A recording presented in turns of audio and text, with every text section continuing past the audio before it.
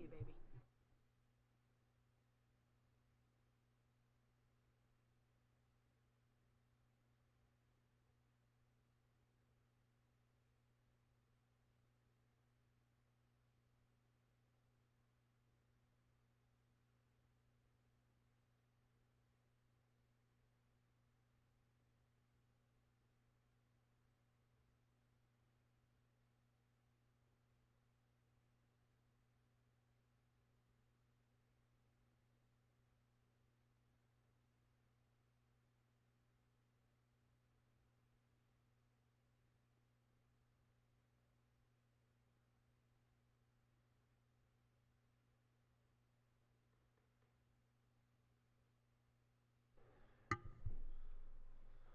The special work session of the Annapolis City Council for Thursday, April 19th, 2018 will be called to order at 3:05. At this time, would everyone willing and able please stand for the Pledge of Allegiance? I pledge allegiance to the flag of the United States of America and to the republic for which it stands, one nation, under God, indivisible, with liberty and justice for all.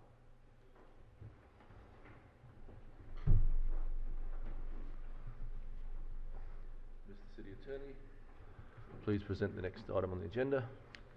Thank you, Mr. Mayor. The first item on the agenda is presentations, beginning with ID-110-18, Maritime Museum Update. Okay, Executive Director Estrada, please come forward.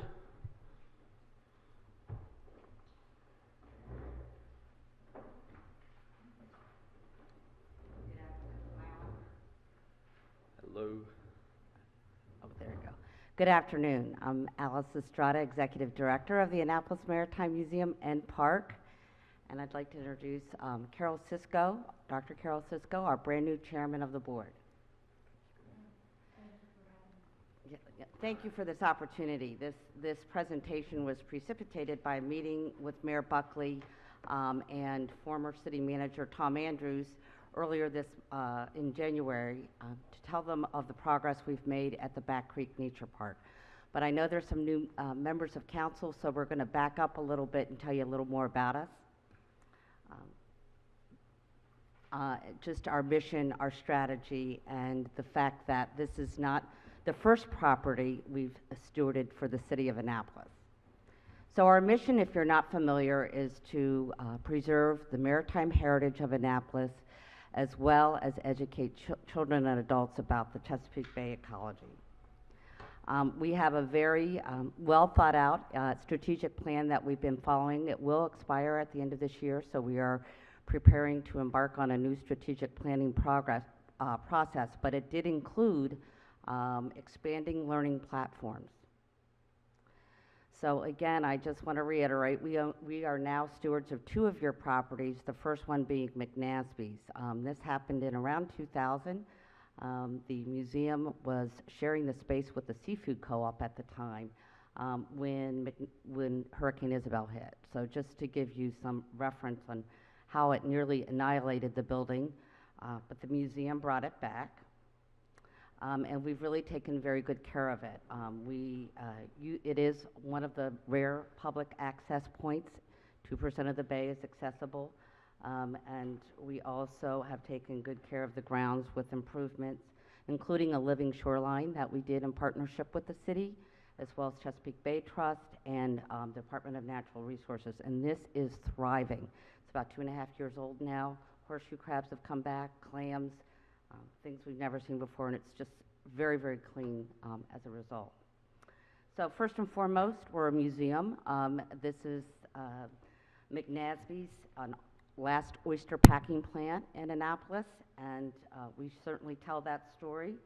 We've been a good attraction for the city with the 23% increase in 2017. We are having new, very exciting exhibits designed. It's time. They're 10 years old, and it's time to update that. So we can give you an update that at any time, but we're very, very excited. We're not a collections museum. We'd like to point out, get that off. Did that come up? that we don't have a lot of artifacts under glass. We are about public programs and placemaking. So we do winter lectures, summer concerts, a variety of civic programs, as well as family programs. But one of our core initiatives is environmental education. We've seen 38,000 students so far. This program was conceived in 2007 with 300 students. And there's a very, very good demand for it. We like to say we create environmental stewards. We connect the kids to the Bay. Most of the kids we see are from the city of Annapolis. And as you probably know, most of them are Title I. So they have not connected with the Bay. Surprisingly enough, they live within a stone's throw away. Sometimes they've never been on a pier before, let alone a boat. But we introduce them to the Bay critters. But we also tell them about their local history. And this is something they're not learning in a textbook at school. So this gentleman is our rock star. He is a authentic waterman. His name's John Van Alstyne. His lessons that he imparts in terms of the economics of catching and over-harvesting, but also just really gives great lessons on keeping the Bay clean as well. So he tries to balance the economic and the ecology conversation. So our education program has expanded rapidly, as I explained, and we were to the point where we had to turn schools and programs away, which was for me very painful. So that prompted us to look at the Back Creek Park, the Eleanor Moyer Nature Park across the way. So this park was dubbed by the city an urban living classroom, providing visitors and students with unique outdoor hands-on learning experiences, perfect for us. However, with all these amenities, it was in a very decrepit state. So I think many of you know this, that had visited the park, but it had really all but been abandoned. And we worked very well with Mike Morris, the former director, through this process. And you know, we understand there was just limitations. You've got to prioritize, but this park just wasn't seeing the attention that it deserved. So what a difference a year makes. We took over this park in October of 2016, so it's actually been about a year and a half. For those of you who weren't around, it's a 20-year lease with a 20-year option. We needed a long-term lease to justify the investment and also to encourage grant funding and corporate investment. So for example, on this building here, you know, Thompson Creek donated all the new windows on the front of the building. We took two garage bays that were really just storage and converted them to classrooms. And again, if you didn't know, this building was from 1934. It was a pump station up until the 80s, and they built the new plant across the street. These are just some conversions of the space into functional closets and storage and water coolers. We're using the park. I think that's the most exciting thing that's happening. We intend to use it a lot more, but we're using it for camps and our programs, and that's, you know, really happening as we speak. So we've had thousands of students out there already, but we also want it for other gathering spots. We've been very pleased with the community engagement. I can't tell you how many work days we've scheduled, but probably between 8 and 10 since we've had the park. I want to point out that this is Thompson Creek employees in the upper right that are restoring a green roof.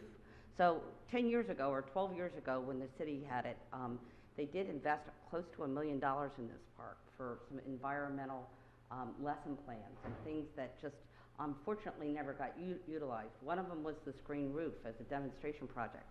So we have been really heartened by how so many experts have come forward and says, well, let me help you bring that back. Lots of great expertise and help. This is Seeds for Success coming out with both students and adults to help us pick up litter and trash. Again, these are some basic things in terms of littering and recycling that we're trying to use the park as a classroom for. And again, we intend to use it as a gathering space for, as many of you know, we throw great parties. So we hope to have more events and programs, concerts, and other activities there as well. We enjoyed a press conference the other day for Keep Maryland Beautiful. Mayor Buckley was in attendance, as well as First Lady Yumi Hogan. So future plans, we wanted to share a little bit about what's on the horizon. We've commissioned a firm by the name of Quadrifoil out of Laurel, Maryland. They're doing our exhibits in the museum, and then they said, hey, let us take a look at this park as well. And they're treating it as a whole campus. We've just had a snippet of some of their concepts, but we wanted to share them with you. Number one, we need to connect the park, the two campuses. We don't want them to be silos. We want people to understand this is one experience. And so we're making sure our exhibits complement what's happening at the park, so it's a complete experience. We do need, I'll tell you, a deep water dock. We need this for a number of reasons, but also because our oyster cages require that depth. And right around the park, it's super, super shallow. So this is one proposed idea that would include little way stations along the way that would educate, maybe a little oyster shack or something along the way. This is kind of an exciting component, which is a playground, again, with a maritime theme and flavor. Lots of climbing and slides, but also obviously delivering a maritime message in that. So one of the requirements of the lease is that during the term of the lease, we have to spend a minimum of $250,000. We wanted you to be aware that we're already over $200,000 in investment, so we will continue to track that, but to know that our commitment is a platform for learning, a place for gathering, and an invitation to play on the bay. And again, this park also offers great bay access, and we want to improve upon that, maybe put a little beach in. We're working, we've got many partners already on board. Department of Natural Resources has been tremendous, but also Anne Arundel County Schools works very closely with us as well. So that's our update. We definitely think you should point to this project as a really good example of a private partnership that can really work with city assets. And we're happy to answer any questions you might have. And Carol, did you want to add anything? I think one of the things that's nice about having both the park and the museum is that it really, we incorporate more of the city. And you have entirely different communities who are going to have access. And the other thing is there are not many playgrounds in the city for kids. And this will be, the Maritime Village will be an amazing place for children, and it will be open at all time. I mean, it's not like it's going to be chained off.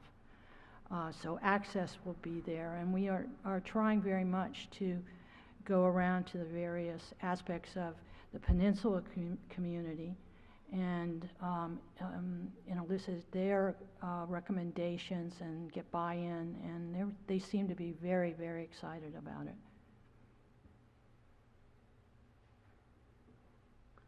Alderwoman Finlayson? Yes, thank you very much for your presentation.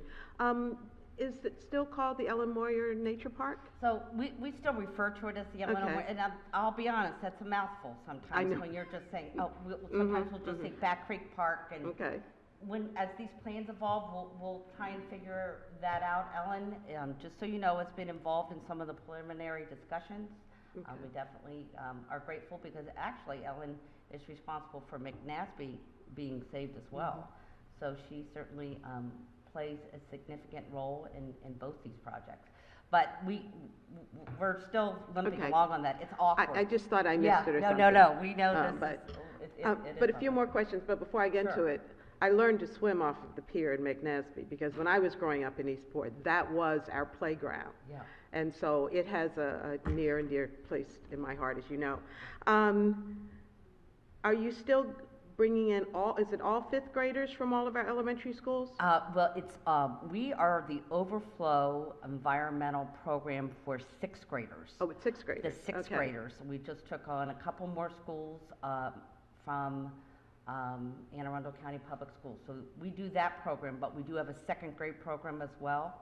That's sort of elective. It's on a school by school basis, but we do get underwriting for some of the City of Annapolis schools. Just a shout out to Chesapeake Bay Savers. They paid for 2 schools to participate, and we work continuously with Eastport Elementary. The other thing we do is it's a pre-K program that's underwritten in large part by PNC, but we go to the schools for that, and that's called Little Skipjack. Well, for anyone who's never been a part or had kids as part of it, it's phenomenal. Thank you. Which leads me to my next question. A number of years ago, shortly after I came on the council, I believe, the council was taken on a tour. You guys took us out, and you weren't here at the time, and Mike Malinoff was here. I don't know to whom or how he arranged it, but the council and the mayor went out on a tour. We went out to Thomas Point Lighthouse, but we learned a lot about the Bay, and somebody growing up on the Bay, I learned an awful lot. And the one thing that sticks in my head is when we got on board, there was a large container that we watched him fill with, well, it had oysters in it. And we watched him fill with water that he dipped right out of the creek. And by the time our tour was over, which was probably 2 hours, the water was crystal clear to demonstrate just how valuable oysters are to the cleanliness of our bay. And so, you know, I'm sure several of our, especially our new council members, could benefit from, and I'd love to go again also, but and whomever it was that planned that, I think the mayor would probably benefit. I know he probably spends a lot of time out there also, but that kind of thing, seeing is believing, would benefit everyone. So if you can put that on your to-do list. We would love to, and actually the whole centerpiece of our education programs is through the prism of an oyster. Both the harvesting part of it, the waterman story, but also through, you know, their importance as a bay filter. So we're hoping to show that in our new exhibits, because a visitor's not going to come for 2 hours and see what you saw. It takes about that long. So we're trying to figure out how we can demonstrate that, you know, without the benefit of time, but we'll be happy to organize that, especially as we have more to show and tell. Absolutely. And I can't wait to go back down to Back Creek. I haven't been out to that one yet. So, I think also I'd note that we do have an active, we're year-round, and we do have a summer camp now that is expanded over to the park, having all different groups and socioeconomically and from the community. Some pay, some don't. But it's a very active program, and it's become very popular. Also for parents who work during the school holidays, when the parents aren't off, we have a program for children to come to us so they can go there and go to work. So we're trying to meet holes where we see them, and we have an advisory committee that I chaired for the last 4 years from the community on education. And so our input is from all these various organizations, People's Teachers, Watermark, Chesapeake Bay Foundation, other people. So it's a very nice sort of working relationship with other environmental organizations versus a competitive one. Well, thank you. And one last word. Check with our Parks and Recs and Parks Department about your park issues. Not that you have any, but so you won't fall into pitfalls they've already learned from. We just opened a new park in my ward, and so just check with the director about parks. I certainly Playgrounds particularly. Playgrounds particularly. Okay, yes. And I wanted to let you know that we had some volunteers that really brought back that little park across the way. It's not a park, but at that sign with your uncle. Oh, yeah, thank you. It was all buried and all weed covered, and they just made it a little shrine, so you should come check it out. I will do that. I was responsible for having the sign moved initially. Well, now this is the original sign that just got lost, so it's all back. Okay, anyway, so there's 2 signs There's there 2 signs now. Okay, thank you. Thank you. I will check it out. Alderman Tierney? Thank you, Mr. Mayor. Thank you so much for coming out and all you do and in elevating the value of our maritime industry. I just had a quick question. What was the connectivity between the museum and the park? How do you get from here to there? That was an electric boat that we don't know exactly what that looks like just yet. It may be something like that. It may be that we contract with Watermark. It may be that we get a pontoon boat. So we're really discussing all that right now, how we would bridge that, but we think it's incredibly important. Alderman Savage? Yeah, thank you, Mr. Mayor. Yes, thank you. The museum's just become an enormous asset to not only Ward 7 but the entire city. You know, because you're absolutely right. That park was in an incredible amount of just disrepair. I live right near there, and the trails were just awful. The slippery wood boardwalk there. So thank you for making such an investment. And so you mentioned the lease requirement, about $250,000, and over what period of time? When did you have 20 to? years. 20 years, and you're Yeah, already so at 200. We're already almost there. So Wow. I'm just saying, Yeah. that was just I think, a minimum that they expected and that everyone was comfortable with. But trust me, it'll be well into the 7 figures. Yeah. So that's why we're just letting you know that Yeah. you're our partner. So, and Yeah. I'm glad you appreciate it. Yeah. Just so you know, we do have a grant for the trail restoration. Oh, good. It is a federal money, so it is. We got it a year ago, so it's taken us a while to get it all going. But those trails will be covered in clamshell, which is very maritime and very organic, but also very abundant and Yeah. better than mulch. Right. Well, thank you. Sure. Alderman Henson? Thank you, Mr. Mayor. I have a son that's a student at Annapolis Middle School, and my husband loves to fish. And my husband was watching some program on fishing, and they mentioned something. It was clams or oysters, and my son said, "Hey, I knew that." And my husband said, "How?" And he said, "From the Maritime Museum." So it was 6th grade that he was there, but it was a field trip that definitely made an impact and taught him some things that he retains to this day. So thank you for partnering with the schools and for reaching out beyond the borders of the museum to really bring people in and give them a deeper understanding. Thank you. Thank you very much. Now, Alice, how many employees do you have? I have 10. Yeah, 10 full and part-time. Great. We have contractors that help us with the education programs when we're peaking. Great. Well, thank you so much. We really appreciate everything Thank you do, you. and we're looking forward to that thing going off. Thank you. Thank you. Thank you.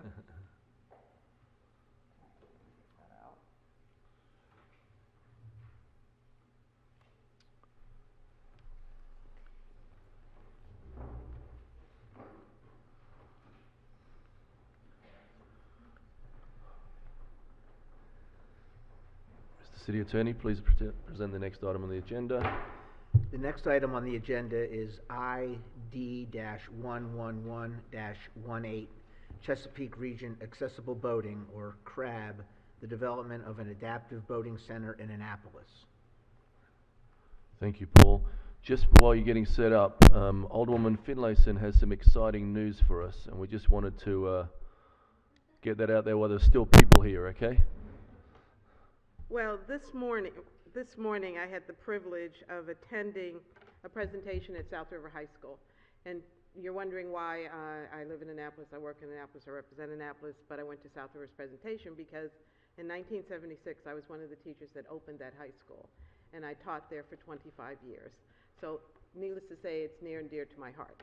So I received an invitation. South River had the first robotics program in Anne Arundel County many years ago, back in the 90s, I'm sure. And it has grown. Today, the students at South River and guests from other schools, including the middle schools, were invited to talk to the space station directly. And 2 of the astronauts who are on the station were communicating with us, one of whom, his name is Ricky Arnold, is from Arnold, Maryland.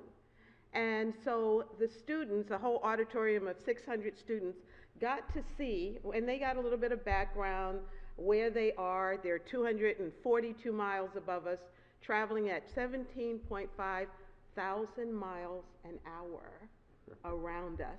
And we had a window of about 45 minutes to an hour to talk to them. So how exciting that our students at South River won a competition of all other high schools in the United States, might I add. And so they got this privilege today. So I was adorned with a hat, with a lanyard, and with a t-shirt, and Ricky the astronaut had this on under his spacesuit. So during his presentation, he unzipped it. So look for the news tonight. Everybody was there, so surely it should be on the news. But look for the blue shirt. It's South River's Powerhawk Robotics Group. So thank you, Mr. Mayor, for letting me share, and forgive me, Annapolis. I graduated from Annapolis. I taught there, and you're still my heart, but South River is too. Just saying. Oh. A photo op every time. Thank you. Thank you, Ms. Thank you, Alderman one other Phillipson. thing. I gave everyone a flyer or a poster. This was of women of color, pioneers and innovators, astronauts. NASA had any number of exhibits around the auditorium lobby, and this was one, and I probably picked up some other things too, but just a wonderful opportunity that I wanted to share with all of the Annapolis community and all surrounding jurisdictions. I have to ask. Alderman Finlayson? I have to ask Alderman, tell us what one of the unique questions were. You know, not like how did they go to the bathroom or something, but No, there had to be something like really cool. One question was, have you experimented with baking bread? Oh. And what they learned was that NASA has, and this is good for everyone, they will have 450 interns for the summer. The interns are selected based upon a project. Their engineers come up with projects, but students also can submit a project. So I think there's a student from South River or one of the surrounding schools that's going to come up with a project for baking bread, because the astronauts said they'd never done that. You know, they played with balls and, you know, all kinds of stuff and flipped, you know, in the air with no gravity and all of that. But that was, I thought, the most interesting. What disappointed me, though, was mother and father of Mr. Arnold were in the audience, and he didn't say, "Hi, Mom." I mean, what's up with that? You know, father got to talk with him, and father's question was, "Well, do you have a cell phone? Can you call?" And he said, NASA won't pay those long-distance charges, so sorry, Dad, you know. But the kids had more intelligent questions than I'm remembering, because they're all smarter. So, but wonderful experience. Our schools are doing an awesome job, that's all I can say. Thank you, Alderman Thank you. Finlayson. Thank you, Paul. Thanks for your patience. I really appreciate that. That's exciting stuff there. Well, we're ready for your stuff. Mr. Mayor and the fine members of the City Council, it's an honor and a pleasure to be here. Finally, we've worked a long time to get to this table, and I want to let you know that I'm used to following Alice and hopefully picking up a few crumbs along the way that get left behind. So, CRAB is a wonderful organization. I'm very fortunate to lead it, and I've enjoyed the opportunity to talk with many of you about CRAB in more depth. But if you'll bear with me, for those who I have spoken with, I've got a brief presentation that I want to give you, and it starts with a video. So I think it tells the story best. It's a short one. It's a commercial, as we say. It's only our. We'll see. It worked great before you got here. Right, Keith? It did. So. Maryland. It's phenomenal. Told a lot of people about it because we have a lot of friends that are autistic, like our son. It's very helpful, and it makes their day. It makes them happy. Some of the other adaptive sports, as a quadriplegic, I need more hands-on my body to help me. But with sailing, I get to be in control of navigating the boat more. I think what we'll do is I'll start that over because it's not fair. The computer's buffering right now, so hopefully it'll stop buffering and start up here. Will it make you feel better to know that NASA had this exact problem this morning? Oh, it's buffering. They did. Yeah. God bless us all. So we'll see about starting this again.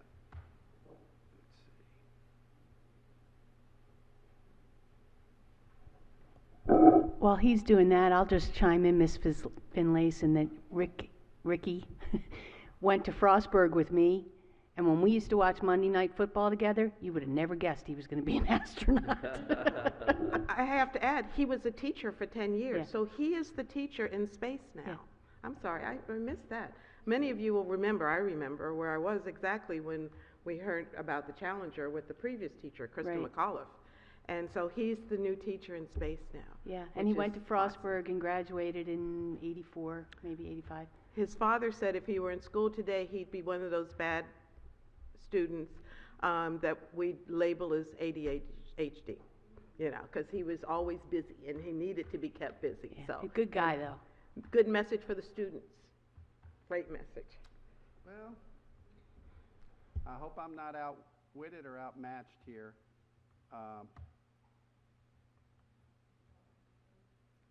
Let's get it going here.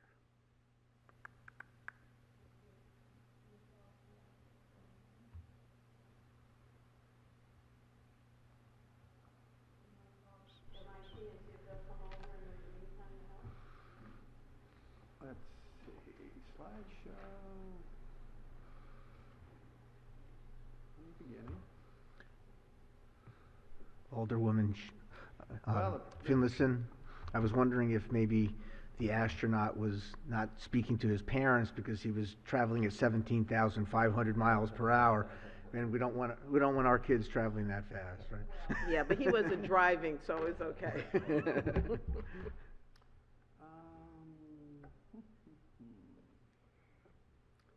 I bet you it's a very simple fix.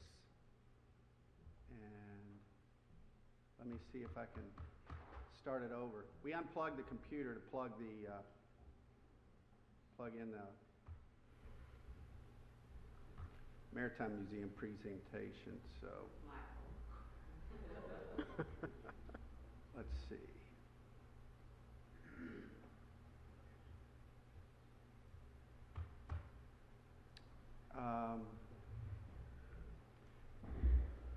I'm not going to worry about it because I've got the presentation in print. I don't. Thank you. I had to give a presentation for one of my jobs for about $750 million new airport terminal project down in Fort Myers. Florida has sunshine laws, so they allowed for video. I mean, your presentation to be videotaped. But and your competitors see it. Everything else is you're making basically what you would think is a closed door presentation. And as soon as the cameras turned on from the company that videotaped, all of our AV just shut the whole, it blew the power in the room. It shut everything down. And we had virtual reality, we had TV, we had everything. And it went to a very quiet kind of demonstration. And finally, the chair of the airport board said, "Would you like to take about a 5-minute break?" And I said, "Yeah, that'd be great. Are you here to help?" "I'd like to, sir." "Well, that'd be wonderful. We're not able to start this video, and I am not going to delay this city council any longer."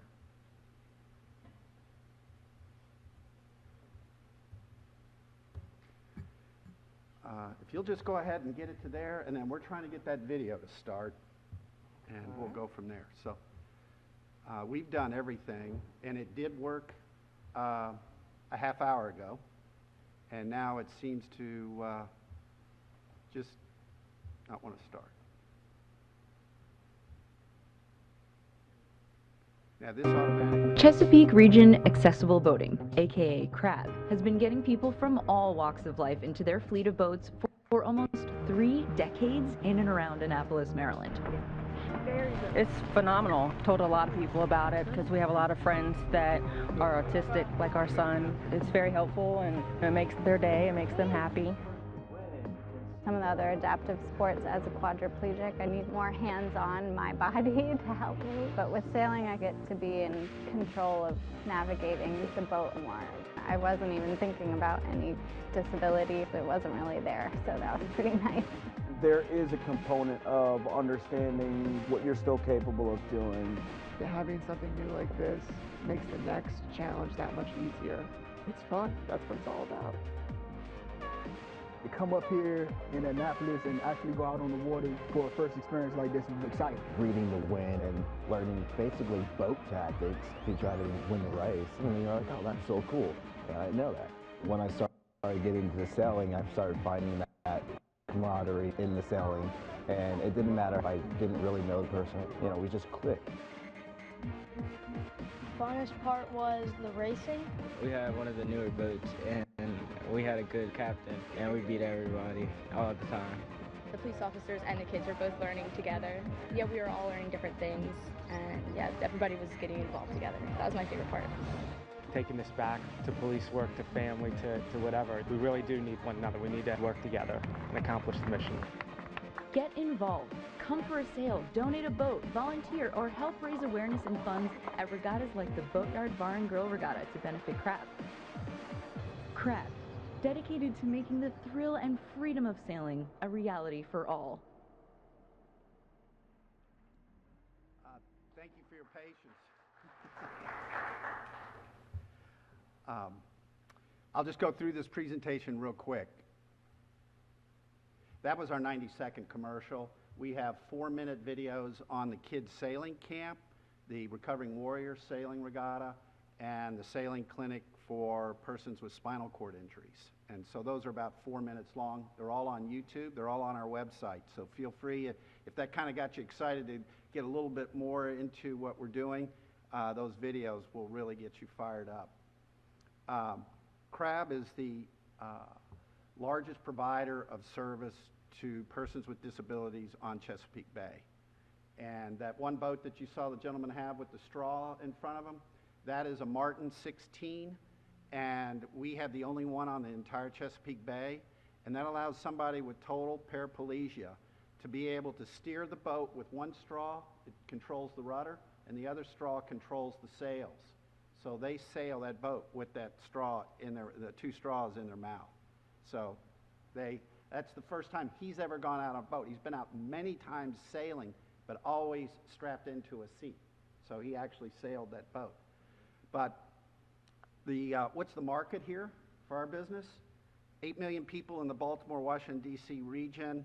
The disability groups say there's 10% with disabilities. So you're talking about close to 800,000 or more persons within this region who would be able to benefit by going out with crab and sailing. Where does crab fit into the scheme of life?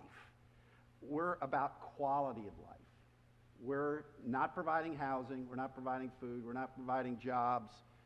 We're providing a quality of life that a person would not otherwise have. So once they have these other assets and attributes and facilities that they have, then they're out looking around, well, how do I go out and do what everybody else does that lives in this area? And they don't have that opportunity except through CRAB.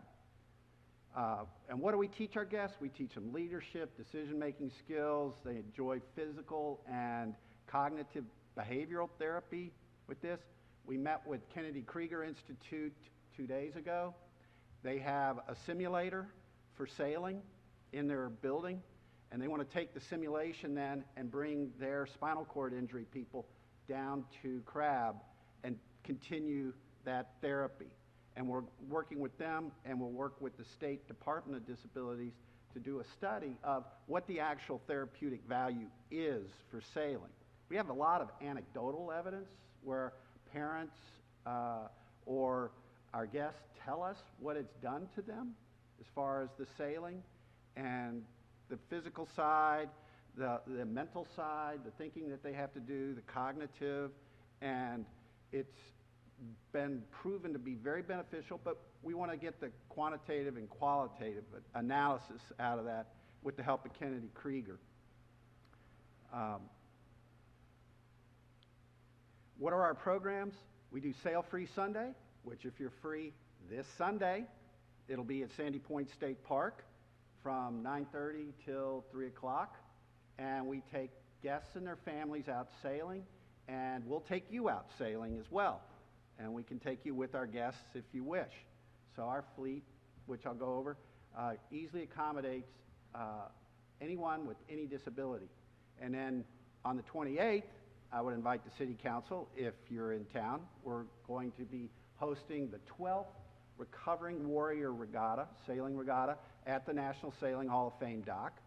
But because there's not floating docks there, we get the boat show to bring in floating docks for us and set them up there so that we can take our guests out, the warriors. So we have group sales during the week on Tuesdays and Thursdays. Last year we worked with 17 different organizations, from the Maryland School for the Blind, Montgomery County Stroke Association, ARC of Central Chesapeake, you name it, Opportunity Builders, Inc., to come out, and they go for 2-hour sales with their fellow peers and guests. Sailing clinics that we do that are funded by grants for persons with spinal cord injuries, recovering warriors, and then also children, local children from at-risk communities, that we do these programs with the Annapolis City Police and the Anne Arundel County Police. And they bring the children in their police cars. They have the sirens and lights going, bring the kids in. We put 3 children in a boat with a police officer. So the officer's learning how to sail at the same time as the children. And so we're building up the aquatic capabilities of our police force as well in the area. And they bond and communicate, talk. We serve lunch to them, all their snacks. And so we have them from 9 o'clock in the morning till 3 o'clock in the afternoon sailing with us. And what you saw in the video was me giving a certificate to one of the children who graduated. So we give them a graduate certificate that is signed by me and the skipper they sailed with. And actually it does mean something to them, because I thought your example was excellent about what the children take in and how they remember the oysters and clams. And this young Hispanic guy, I don't want to say child because he's about 13 probably, lives over in Eastport, and he mows the lawn for a guy who turned out to be a skipper, and he lives not about a block from my house. And I said, well, how did you hear about crab? And he says, well, the guy that mows my lawn knew I liked sailing and told me he just earned his sailing certificate. And he said, well, let me see that. So he brought the sailing certificate to the guy's house and showed him, and saw crab on it, and got a hold of crab, volunteered, and became a skipper. But that doesn't end there. He took that young boy and got him into the Wednesday night races, and then he took him on a regatta. So he got him out of the neighborhood and on the water into some really nice boats, and learning a whole different aspect of life that he'd not otherwise know.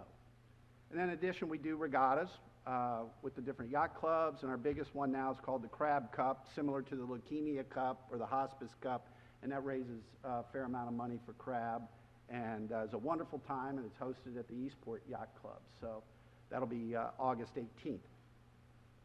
What is our fleet? This is one of the dividing factors between our nonprofit and a lot of others. Nobody wants to get in the boat business, I'll tell you that. It's expensive.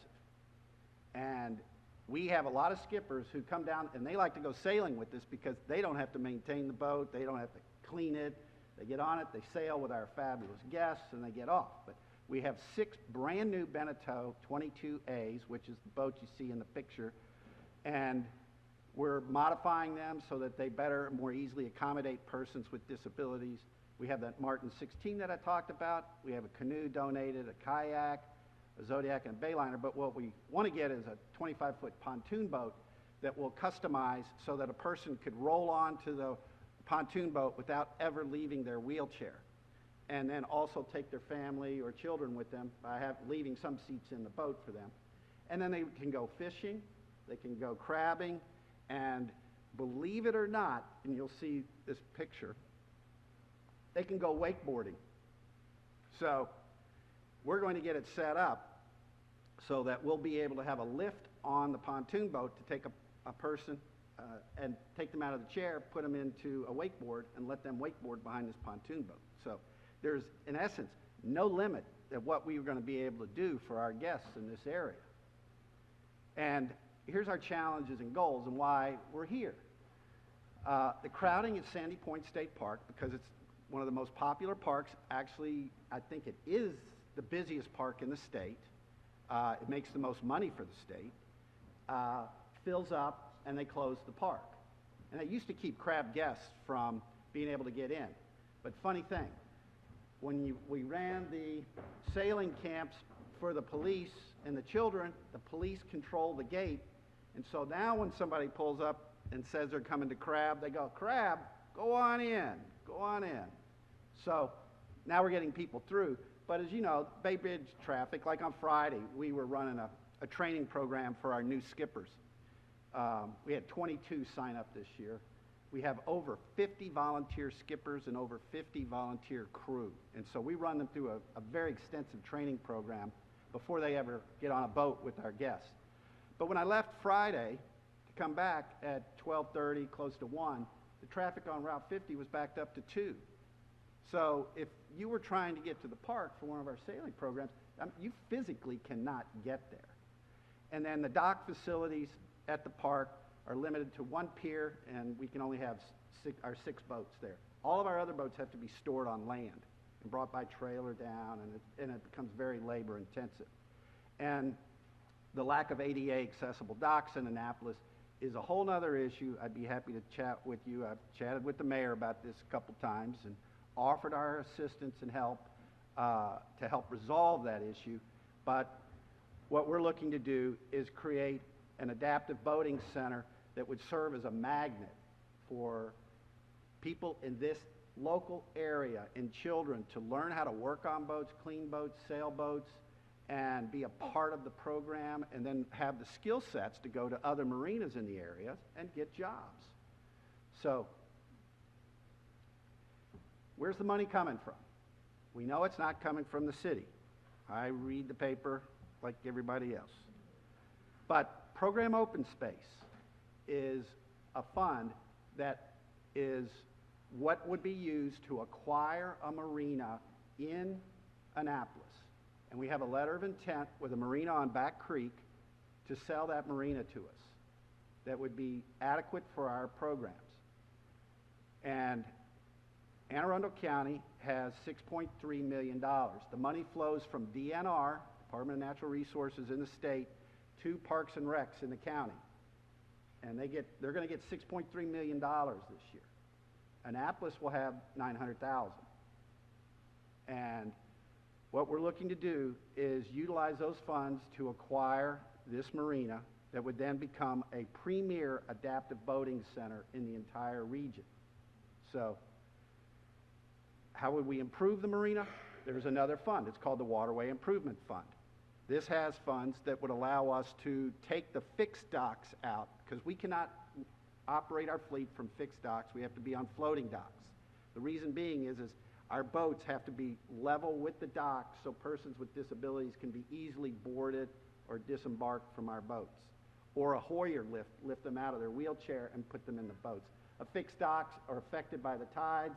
The boats raise or lower, and it just doesn't work. It's dangerous. So we do have a site. Our letter of intent prohibits us from saying the name of it, but this is where it approximately is on Bemby Beach Road. I'll give you an update on this because you see the empty land next to it that's owned by the Bemby family, and they're looking to sell it as well. When I showed the county the marina, they were excited about the marina, looks great. But County Executive Steve Shue has a major initiative underway to put a boat ramp on both sides of every river in the county. And they looked at this and saw that empty land there where they could easily put in a boat ramp without any issues, and then have plenty of space for the trucks to park with their trailers in an area that is strictly maritime. I mean, it's not going through a neighborhood to get to this. Everybody's coming down to go by Bert Javen's yard, Port Annapolis, and all these marinas along the way. And then it provides us easy access to get out into the bay right out of Back Creek. And so what we're looking for is, first off, to bring this to the City Council's attention, to let you know that we're looking at the program open space money, and we would like for the city to consider having part of its open space money allocated to this project. And with that, I will open the floor to any questions.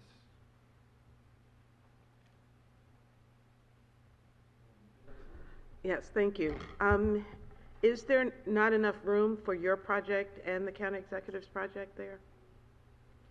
Or am I misunderstanding? Are you looking at the same piece of property on Bemby Beach? Oh, good question. I segued maybe too closely. The marina is located immediately adjacent to the open property. Okay. So no, we wouldn't get in the way of a boat ramp. Okay. We're just on the side of it. So those two pieces of property would more or less be a center. And has the county acquired their piece of the property? Oh no, this is just all in the initial phases right now. Okay. But the Department of Natural Resources can't tell the county what to do with its program open space money, but they called and told them what they would like them to do with it as it relates to this project. And County Executive Shue also received a joint signed letter from the Maryland Secretary of Veterans Affairs, George Owens, and the Maryland Department of Disability Secretary, Carol Beatty, letting him know that they both supported this project for the state. So we have briefed County Executive Shue, and he is in adamant favor about this project and would like to see it go in the fact that the Bemby property being available for a boat ramp, the marina next to us, interested in selling and becoming the adaptive boating center, is very exciting to him. And on top of that, we've talked with the harbor master. We talked to Beth about keeping one of the city's boats over on Back Creek, because everything right now is up the creek on Spa Creek, so she'd be able to have a boat on Back Creek. And we've talked to other warrior programs who have boats that have nowhere else to put them about keeping their boats there as well.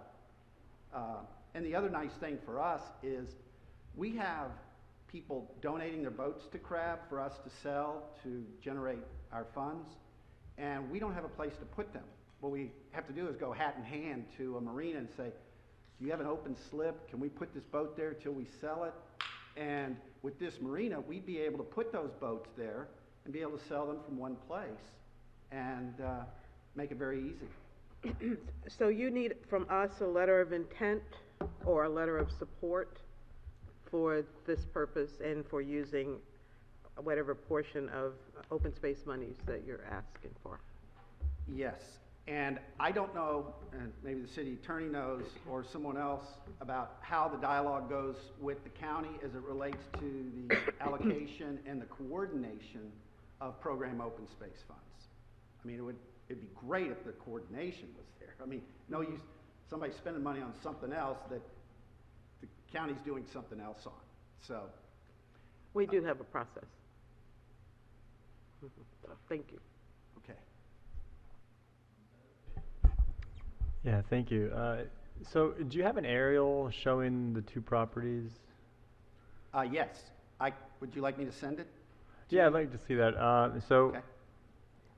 I'm just trying to get my head clear on this. So there's the one property with the marina, and then there's the Bembe property next to it.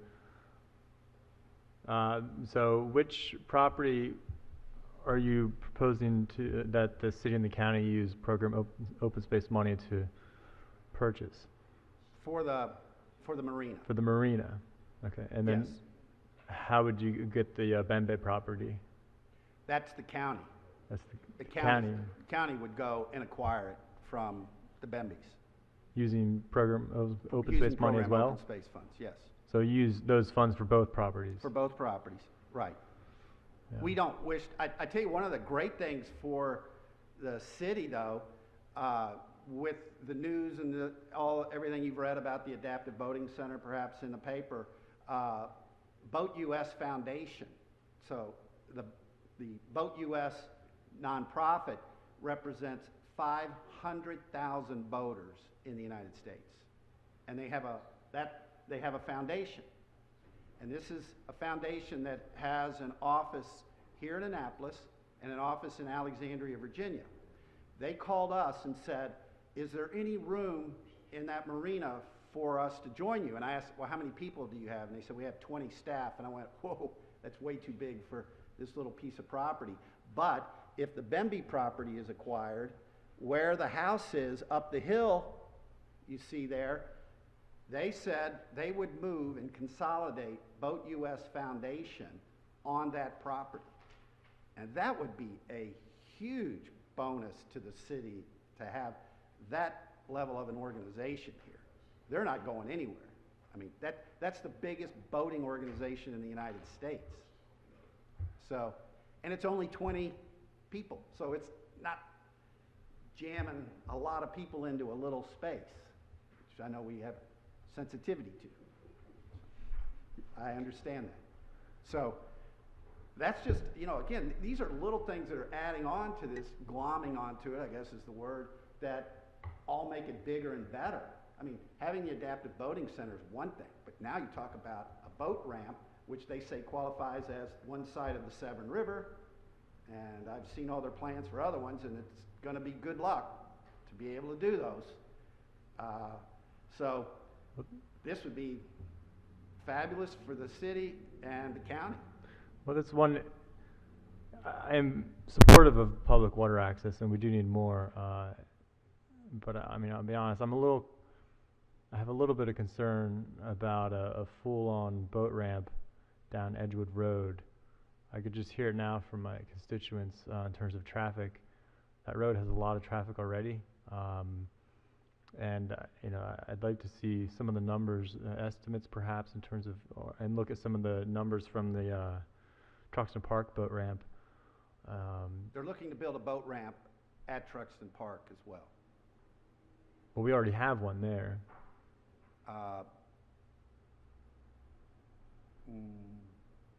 There's a dock, but there's not a boat ramp. No, we do have one at Truxton. Oh, Truxton. I apologize. Yeah. I can't Are you get thinking Quiet Quiet Waters Waters? out of my head because Okay. they've been trying to jam us into Quiet Waters, and we go, we don't fit there. And I believe some very senior level elected officials have told them that they're not going to be cutting any trees down at Quiet Waters to make space. So I apologize. It's Quiet Waters where they're looking to build a boat ramp there for being on one side of the South River. Yeah, I'm supportive of the idea of, you know, crab expanding into the marine. I think that's great, but I'm just letting you know I would like some more information about the boat ramp. Okay, and again, that's a county initiative. Our initiative is the Adaptive Boating Center, so it is a separate entity from the boat ramp initiative that the county has. We have a fleet of brand new boats, and here's an example. We, on a sail-free Sunday, which is once a month, we take about 50 to 55 people out in about a 4.5 hour period. We always thought, wow, that's pretty good. October of last year, which was a nice day like today, but people are in school, nobody's thinking of picnics on the beach and stuff like that. We took 75 people out I mean, that was a 50% increase in the number of people we took out. So you think about the volume of persons with disabilities who are not being served and could be served. And again, you know, what we're trying to say is Annapolis calls itself the sailing capital of the United States. We want to say it's the capital of sailing for everyone, not just those who have the money to be here or are able-bodied. Newport has Sail to Prevail, and they have a facility for them in Newport. In Miami, Shake a Leg has a facility, a marina that the city provided them. And there's no reason that Annapolis shouldn't have one as well. And putting us on the point at Sandy Point to get people out to is not sustainable.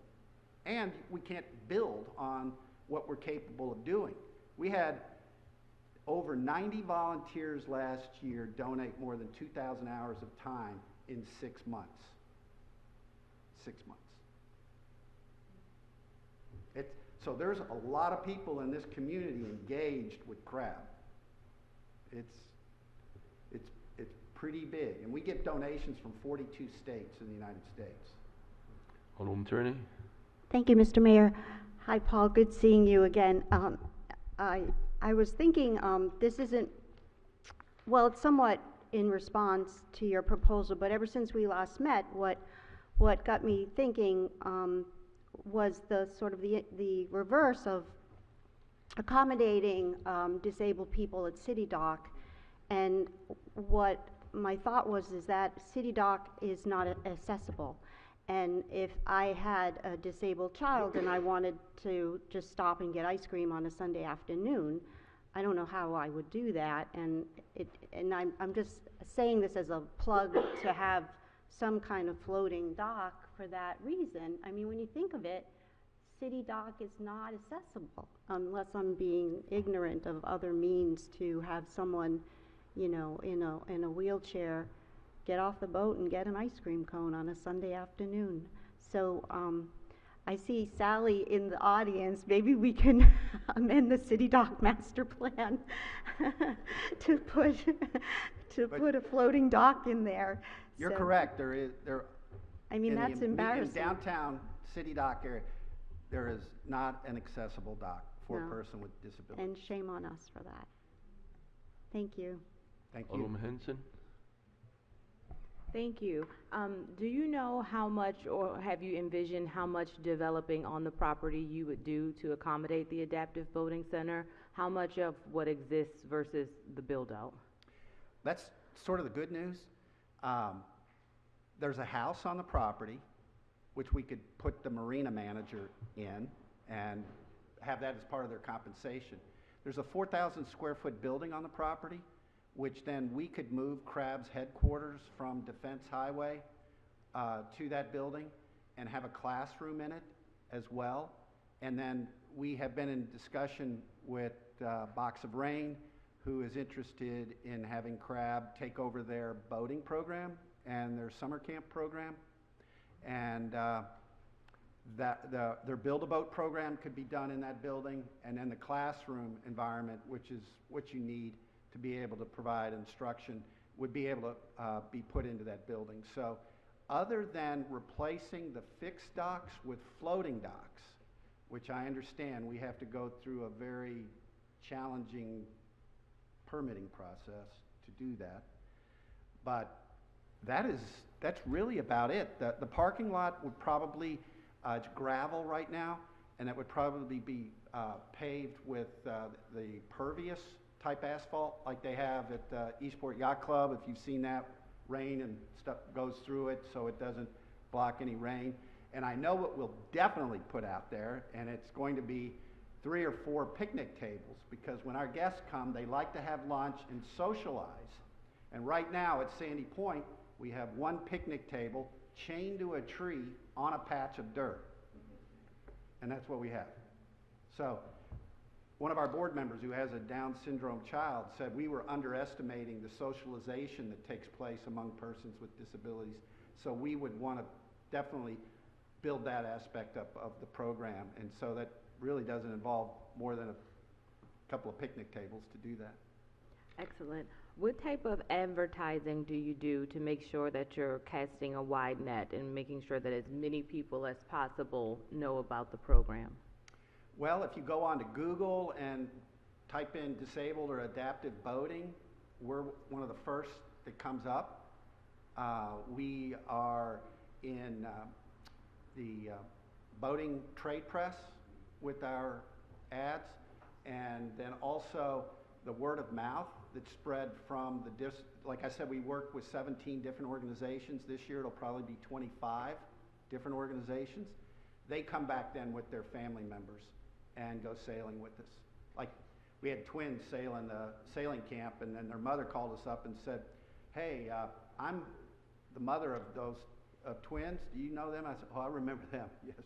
And she said, well, I'm blind, and I'd like to go sailing. And I said, wow, that's fantastic. You're exactly who we like to have go out sailing. And I said, do you want to see how well your sons learned how to sail?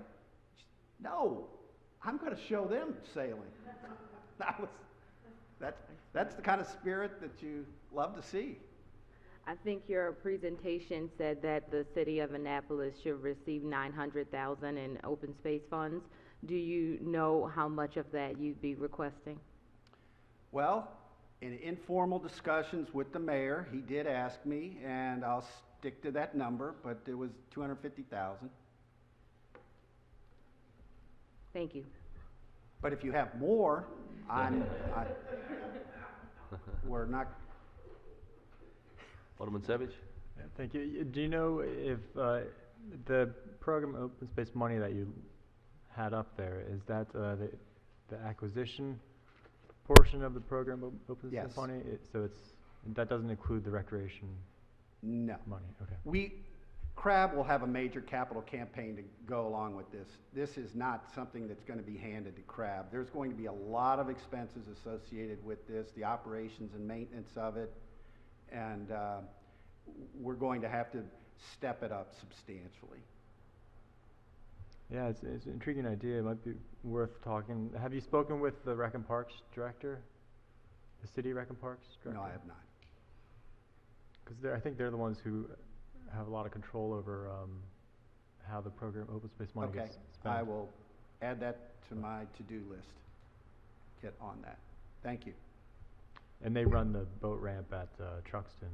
Mm-hmm. I believe. Where's that? The Harbor Master. Harbor Master. It's the same department. Yeah. Thank you for all your hard work, Paul. It's an excellent effort. Thank you. Thank you, Mr. Mayor and members of the City Council. I appreciate your time very much, and we look forward to staying in communication with you. Thank you.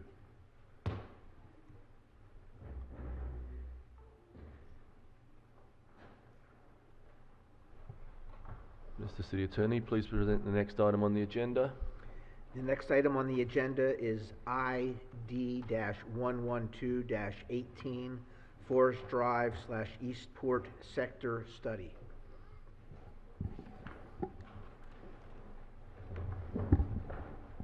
How you doing, Pete? Hey, Sally. Good afternoon, Mayor, members of the council. Pete Gutwell, Director of Planning and Zoning. And with me is Dr. Sally Nash, Chief of Comprehensive Planning.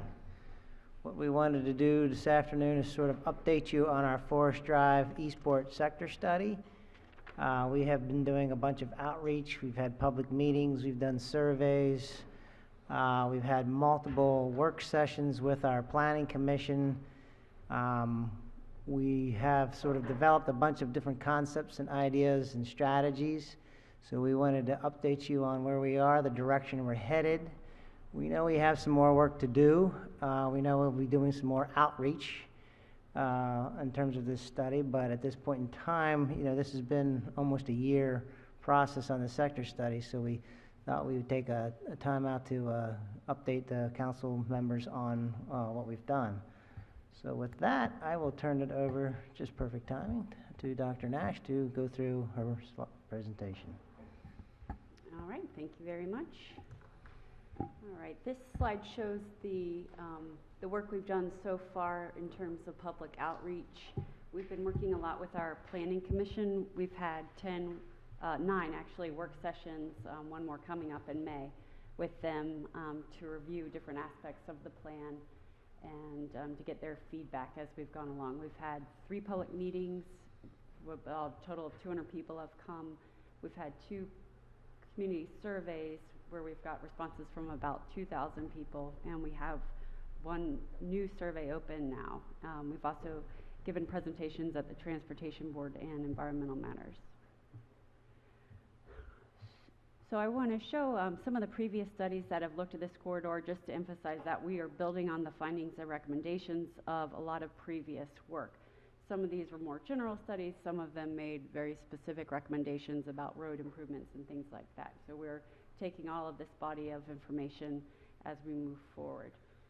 We know that we are also building on the goals, the 3 goals of the comprehensive plan, the 2009 comprehensive plan, preserving and enhancing community character, maintaining a vibrant economy, and promoting a green Annapolis.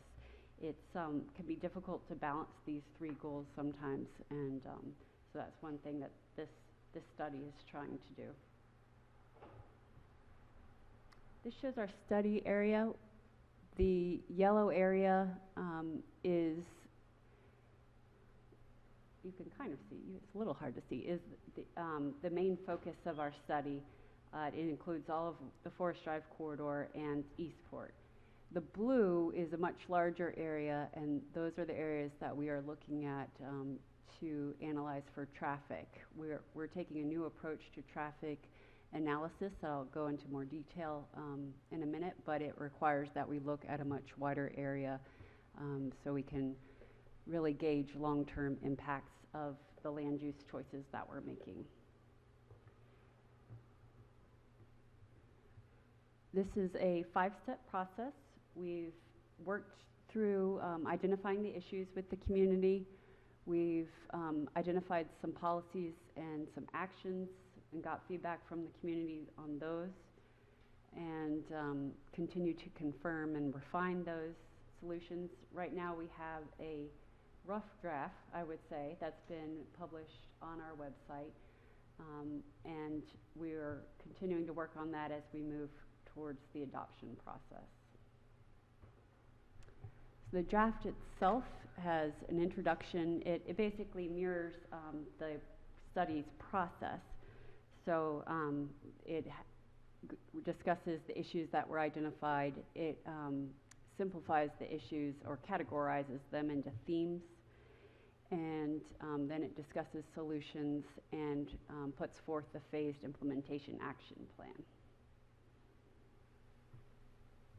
So just to briefly discuss existing conditions, we know that 2010 to 2015 there was not a lot of growth in the city, 1% change, and that pattern has continued the 2016, 2017. In fact, in 2017 we only had 53 new dwelling units that were approved. The city population can grow 2 ways: 1, with approving new development, and 2, by increase in household size.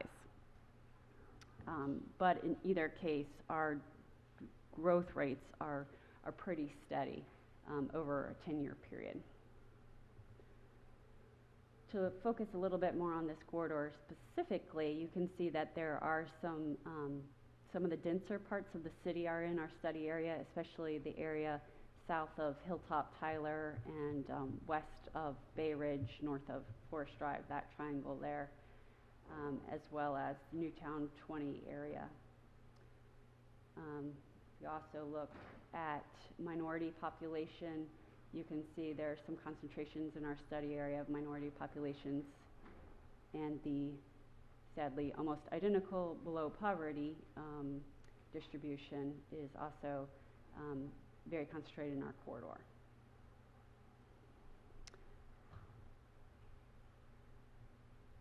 So throughout our public outreach, our stakeholder interviews, and our public meetings, we identified more than 338 issues. Of course, a lot of what we heard is concerns about traffic. We found, though, that the broader the audience, the more diverse the responses we got, obviously, but so it wasn't that everyone was concerned about traffic, but a lot of people did mention concerns about incident management and being trapped in Eastport or down the corridor if there was a traffic accident or something along those lines. So to get a handle on these issues, which included everything from wanting walkable and bikeable neighborhoods, it was a very prominent theme, a prominent issue that we heard, including having a stronger vision for the area and really just making the corridor prettier. We heard that a lot. We grouped the issues into themes, general themes, including land use, zoning issues, Mobility, we're trying to separate into two groups to get a better handle on all the mobility issues. So one was primarily focused on vehicular and transit issues, and one more focused on pedestrian and bicycle issues. Greening of Annapolis and vibrant economy. So recommended solutions. We know there is no silver bullet, which makes planning complicated and you know, it's difficult to go to a public meeting and not have a magic bullet, silver bullet solution for the group. But what we know is that we can get to a better place with in a few different ways. And we've come up with some ideas with this plan.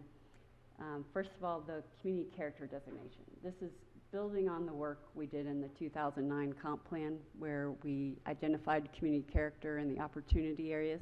We've taken that concept and expanded both where we apply community character designations and the number of designations. We know we're going to need some zoning changes, some rezoning, which will largely depend on what we determine the community character is. We know there's a big demand there for Forest Drive for streetscape and beautification. We know we need to coordinate with the county on a lot of different things. And we also know we need to take a new approach to traffic impact analysis so we can get to this ultimate goal of rebalancing jobs and household growth, which will help us address our day-to-day congestion issues. So community character. We know in Eastport, Forest Drive, there are very different areas and neighborhoods throughout the study area. One size doesn't fit all. So we struggled a little bit with how to approach all these diverse needs of these diverse neighborhoods. And one thing we got out of our survey was that a lot of people want new commercial uses in the corridor that they can walk or bike to, especially grocery store. That was definitely the number one thing we heard.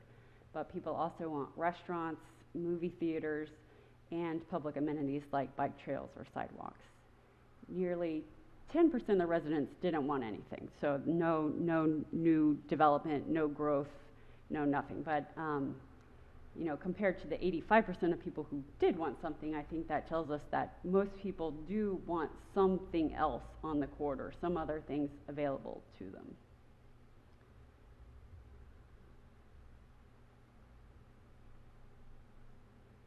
We identified areas that are susceptible to change. This is a little bit, so we kind of won't, a lot of times in planning, with the areas we think will develop one way don't end up developing the way we thought they would. But this is trying to help us figure out realistically where are there going to be changes in the city. And some of these we already know we have proposed development applications for some of these areas. Some we know are like Watergate and Eastport. We've heard the rumor that they want to redevelop for a long time. So we're considering that an area susceptible to change. And so we overlaid those areas with a walkable pedestrian shed, so where you could walk to. And the pink nodes show the commercial areas, and then the circles show the distance that you could reasonably walk to the commercial area. So building on those ideas, we've designated certain areas as, we've designated community character for specific areas. We worked with the Planning Commission on this to determine where they felt it would be appropriate to have more density and where they felt it would be appropriate to not have more density, or really just to maintain what is there now. Each character type, there's 8, have their own sheets like this with pictures and a text description of the community character type. So for example, we have Urban Village Center, which is a new community designation with some pictures that a lot of them come from actual places in Annapolis, like this has pictures from Eastport, and this is kind of what this community character would encapsulate, so mixed-use buildings, village squares, retail, you know, your restaurants. It's kind of Eastport inspired. So that's the brown. You can see there's actually a lot of areas along the corridor that were designated as this community character type. Urban center, it does come from the comprehensive plan. It's a more dense designation, so it's reminiscent of Park Place or Pearl Town Center. And so you can see there's some there on the edge, the western edge, where against the near the existing Annapolis Town Center at Pearl. I guess is what it's in the dark blue. Urban neighborhoods are we have a lot of existing examples of this in Annapolis. They're largely residential, mix of densities, so mix of single family homes and maybe townhomes or stacked townhomes. That's shown in the yellow. So that includes Watergate. Neighborhood enhancement area, this is really just taking what we have already and adding more connectivity, adding pocket parks. We're eyeing that public open space money too. So, you know, making improvements to what we already have, and that's shown in the pink. So those are existing neighborhoods. Adaptive reuse is taking existing residential where it might not now be the best place to have residential and converting those to other uses, retail and restaurant, things like that. That's in the light blue. The Greenway corridor is an idea we had to connect the existing green that the city has. So you can see in the green that we have a lot of green space. A lot of it is private property though, but we're kind of building on an idea that I know Ellen Moyer's had for a long time about making a walking trail system that can connect people to retail uses, using public open space money to acquire connecting paths. And you know, those trails, those could be walking trails, they could be biking trails, but we have a lot of pieces. It's kind of a matter of being able to fit them together. We're also working with the Conservancy Board on this to connect some of the easements and conservation areas that they manage together to get a more connected trail. That shows the Greenway concept. Like I mentioned, a lot of people interested in streetscape beautification. The county actually has a new beautification officer who works through their public. She's not in their public works department, but if their public works department, who manages Forest Drive, is working on a project, she can work with them to make suggestions and changes to different, you know, landscaping, things like that. So I think we met her at our last public meeting, and we introduced her to a lot of our business owners and things like that. So I think that will be a good relationship and collaborative approach with the county, us, and our business associations. So as for traffic, since that is such a major concern, you know, we wanted this to be a high-level planning study that looks at land use and transportation. But we know that traffic is a big perceived issue, and that there are a lot of concerns about it. So and we also know the county has made a lot of improvements to Forest Drive over the years. A couple of years ago, they added their adaptive control system for their signals, so the light times change depending on how much traffic there is and where.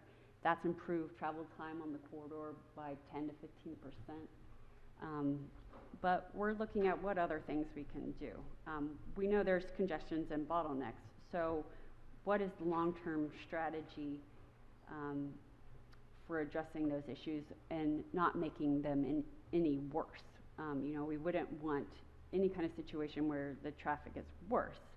But can we imagine a future where we can change travel behavior in a way that traffic won't be worse, and people will be able to make shorter trips? They won't have to go all the way up the corridor from the neck to town center to go out to eat. You know, maybe they can only go a minute and go to a restaurant near their house. Maybe they could even bike from their house to this restaurant to eat. So we're looking at those long-term strategies that would manage the traffic we have, change travel behaviors, and you know, we know if we don't do nothing, even if we had a moratorium tomorrow on all development, we know that traffic wouldn't get any better. So I think it's something we have to be proactive about, addressing the choices we make about land use and what we want our future to look like. And this is a whole process. We're doing more in-depth analysis of our travel analysis zones, is what they're called. They're populated with census data on household size and other demographic information. We update them monthly with changes that we know in our land use, like when a new restaurant opens, when a new commercial use opens.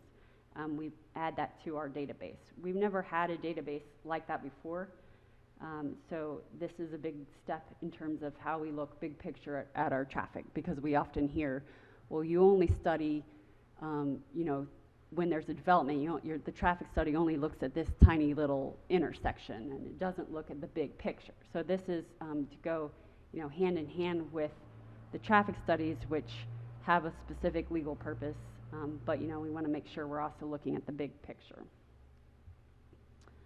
So I won't go into too much detail about this, but basically we're doing a lot of analysis on capacity.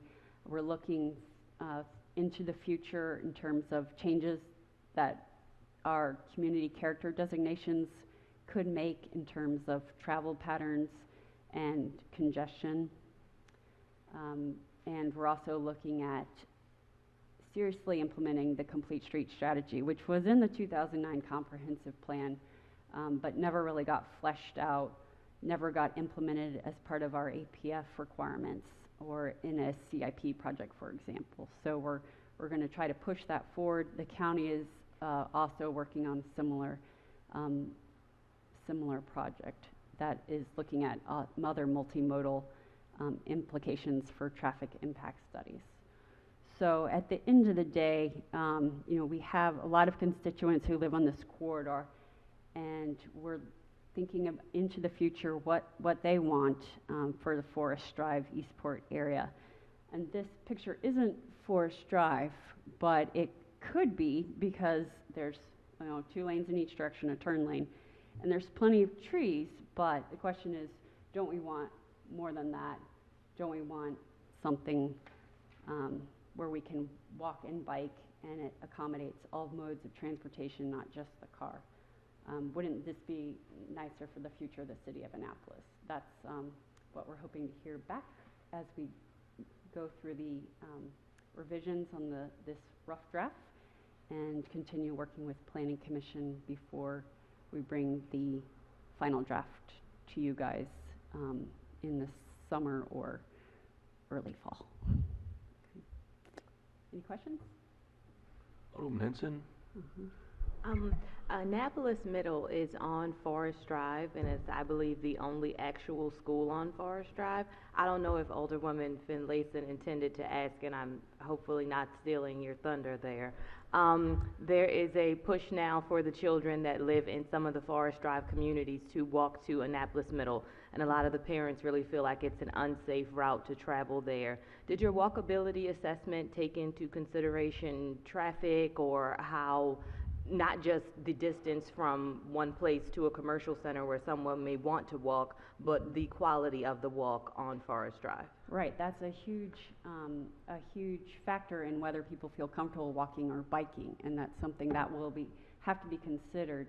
As part of the Complete Streets approach, that is usually an aspect of the design, and as we design the streets themselves, we're working with the county also as they update their street design typology. You know, we can ensure that the sidewalk isn't right on the road, like a lot of times it is on Forest Drive. The sidewalk is, you know, it's road and sidewalk, and you feel very vulnerable to the cars. If you can offset the sidewalk, even just a few feet, that gives the pedestrian a lot more sense of comfort as they travel. And so it's part of the whole Complete Streets and looking at the street design typologies process. Where is that in the study currently? Where do I look for that? That is in, well, there is a whole section I did not go into on street typologies. Street And, typology. and it's looking at, looking at transforming, some of these more auto-centric roads to something a little bit more pedestrian friendly. I mean, that road does have to move a lot of cars every day, and we're never really going to get away from that. But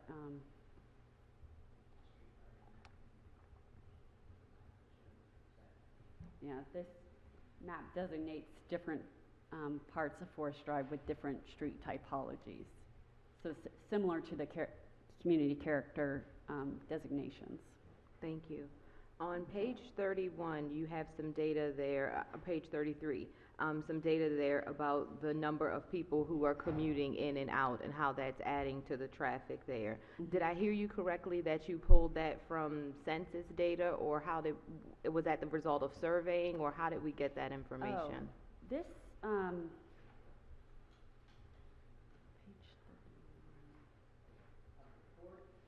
Yes. In the report, that is, or of the slideshow? It's in the report on page 33. That is from the census.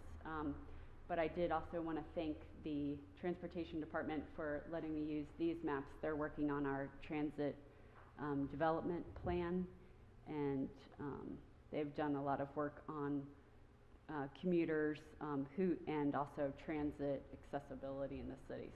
So I borrowed those maps from them. But in the study, that came from the census. It's good to have the numbers there. I anecdotally have always said that I believe a lot of the traffic is the result of people commuting in and out, ingress, egress from work. Have we looked at all how it would impact the traffic or impact the city if we look to attract more employers here? Maybe some of our state agencies, places where people could work and live in the city. I think that that's an important part of the study, is looking at how we rebalance jobs and households, because we need more jobs in the city so people can stay in the city and work in the city. People who live in the city can do. That is a big part of one of our scenarios in terms of how do we manage traffic. That's a good way to manage traffic, is to have fewer people going to DC, or if they are going to DC, maybe they could take a commuter bus from the Bay Ridge Shopping Center instead of having to drive all their own cars up Forest Drive. But having more jobs in the city would definitely benefit traffic, as far as people being able to take transit.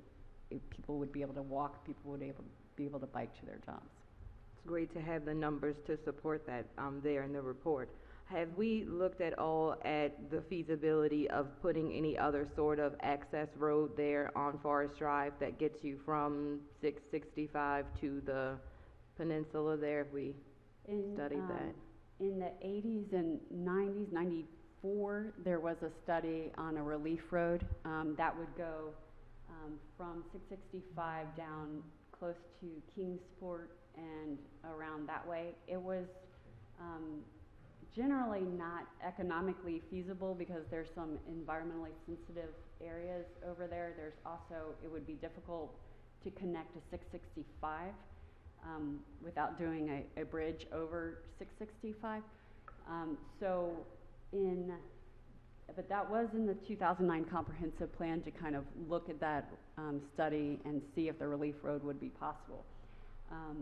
And to that end, planning and zoning over the years has required right-of-way from developers as they've come in. So we are now altering that vision a little bit as a way to have more connectivity. We still want parts of that relief road to be implemented. Not the whole segment, but at least enough to provide redundancy along Forest Drive.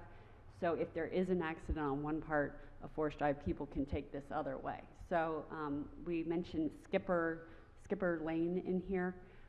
That's a remnant of this relief road that goes from the Safeway through Village Greens and ultimately through villages of Providence Point, what was Crystal Springs.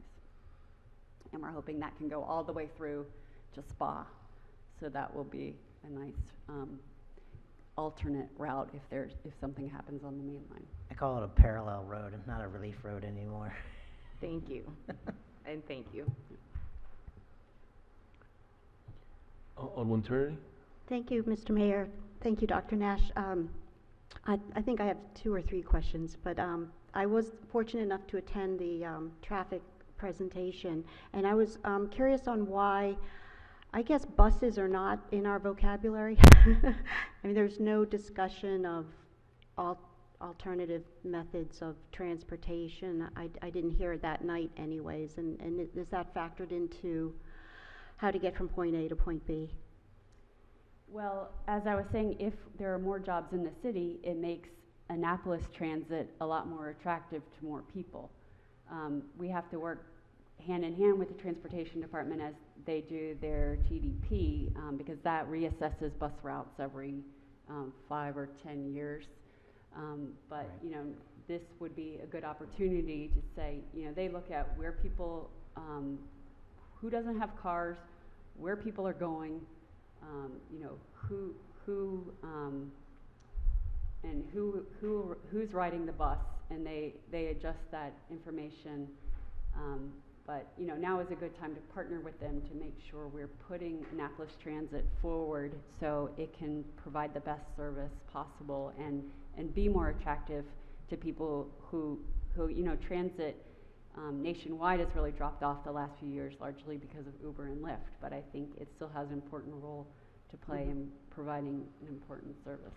But mode split is part of the whole analysis and part of the programmatic changes that we're looking at. So what does get people into using buses and transit and other types of modes of transportation other than the vehicle? That is the centerpiece of what we're trying to do. But what you saw that night was an analysis of the baseline traffic and the flows, and what Alderman Henson was talking about. They were looking at the fact that there is this imbalance of the road network, that you have a heavy westbound out in the morning and a heavy eastbound in the evenings. So we are trying to look at that and figure out ways through what Dr. Nash has been saying in terms of mode split, and then what other things can we change to shorten up those trips. Thank you. From being Alderwoman of Ward 1, I attended this lecture in D.C. with some planners, and it was interesting because looking ahead, D.C. has developed these niches, these small town centers, if you will, Columbia Heights, Tenleytown, where they're successful in their own right. And I think there's this dynamic, especially with the internet, people not seeing each other, that they really want this connectivity. They kind of want to go back to the old days where they can go shopping and walk to these amenities. But what this discussion was about, because of that, the center of town, there's no more center of DC. The question was, well, what is our downtown now? And I guess I'm a little concerned, what does that do to downtown Annapolis if we have these town centers, albeit very nice, like West Annapolis, and that it's a balance, and I see that you have some area here where it's adaptive reuse in reverse, where there's adaptive reuse in reverse, but you have houses, residents that are turning commercial, which is kind of a dynamic you don't want. I wouldn't think, you'd want to keep the residential, but I guess that's somewhere they are. That's where they're becoming services for these, these enclaves, if you will. It's a weird dynamic because Eastport had a movie theater, and then everybody dispersed and the movie theater doesn't serve anymore. Now people are thirsty for that kind of thing. So I'm sorry if I sound sort of philosophical, but there's just I commend you for putting this together and getting the public input and hearing what they have to say, but it is a tough balance between connectivity and having, your own identity. So I guess there really wasn't a question in there. Yeah, but I would just mention that with every plan in every community, when you're dealing with plans within communities, you're always looking to ways to complement one another rather than compete. So the strategies that are put forth are to build off of downtowns and Eastports and West Annapolis's, so you can build and complement those, that people can also be attractive to this area and will also complement what's going on in other parts of the city. I guess that was the answer I was looking for. Thanks. Alderman Finlayson? Yes, thank you. Thank you, Pete, because that's what I was going to suggest. I think in the previous comp plan, there was some discussion about not having a one focal point in Annapolis, but having lots of business areas. Forest Drive has a ton of businesses, and most of us don't know what those businesses are because we stay in our little niche. And that's good sometimes, and sometimes that's detrimental to other areas and to our businesses. So thank you for doing this study. The opportunity areas that were delineated in the last comp plan, have they been just thrown out the window? And are we still looking to focus on, well, I know at least 2 of them are on the Forest Drive corridor. And we've included them. So they're still included in. Okay, I'm very glad to hear that. I'll just to say, we're building off of the 2009 comprehensive plan, as Sally said, and I think even our consultant has focused on that, saying not lose sight of what's in the comprehensive plan. So. Okay, good.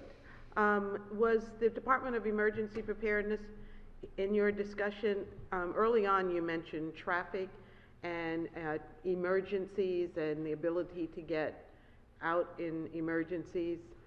Because we know that that's 2 different dynamics, accident that blocks up our streets, and then if we had to evacuate, 2 different scenarios. So is that part of a discussion, or was that presented in such a way so people understand that? Well, I think that is something we need to emphasize, because I know from talking to Dave on a fairly regular basis that they have a plan for evacuation. They have we have a plan for incident management.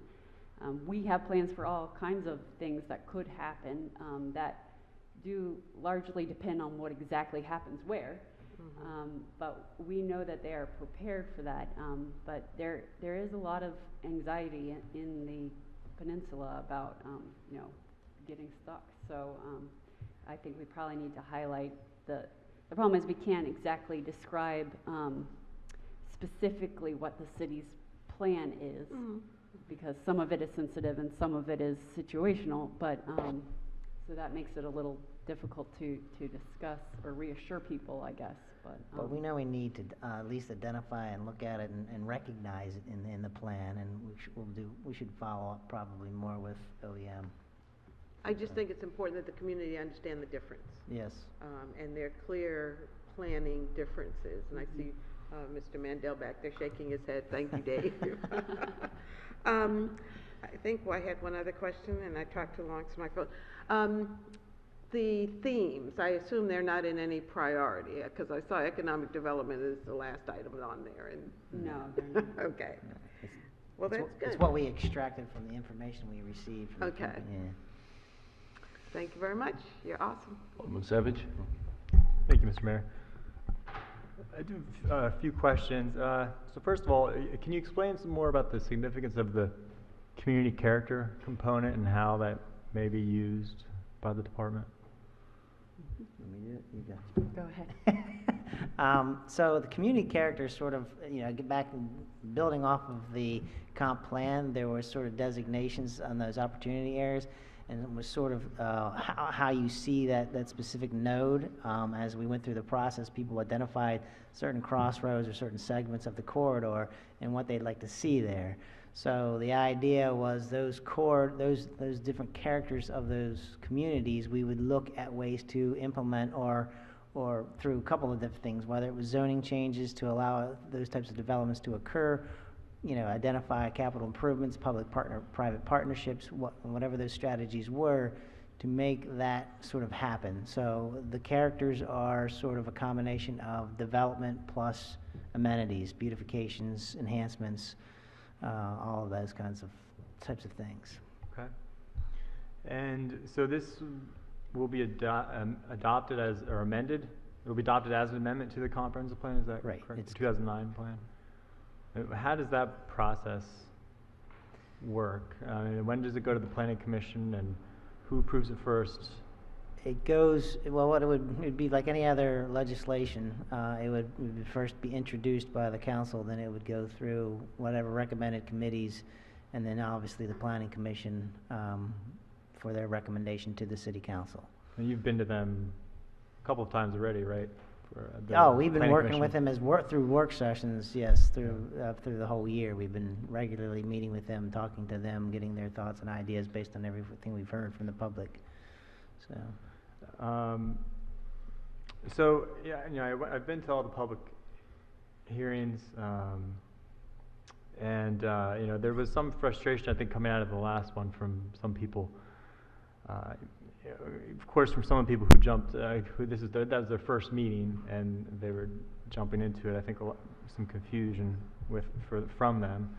However, I think you had a lot of great ideas presented there, the policy things that people were supposed to rank. But I think from speaking to the different breakout groups, it seemed like they didn't really have much opportunity to get into it as much as they wanted to. Is there going to be an opportunity for them? What's the timeline? Absolutely. Is that so? Yeah, lessons learned, and as you go through the process, the idea was, as part of all of this, it seemed like we hadn't been out to the public in a while. I think December was the last time, and we wanted to get back out to the community because we've been having sessions with the planning commission and wanted to get more input outside of the realm of the planning commission. So we will definitely do another workshop or a presentation or a public meeting. We'll have more information to talk about some of the analysis with the transportation and the traffic. I know that was a concern as well.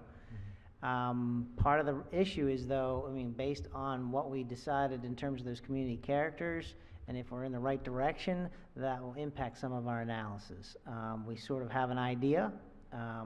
The information, obviously with logistics of planning the meeting and actually getting the information from the consultant didn't work quite well. But we also wanted to have an idea. We thought it was necessary to go out to the public and get are we in the right direction in terms of these characters, in terms of what we're talking about, in terms of strategies and recommendations and policy direction that we're headed with. Because that will impact some of our analysis if we're like, we missed a boat over here. If we weren't, no, I don't want to be an urban center low or whatever the case may be, then we need to revamp the model to show what the numbers reflect. So.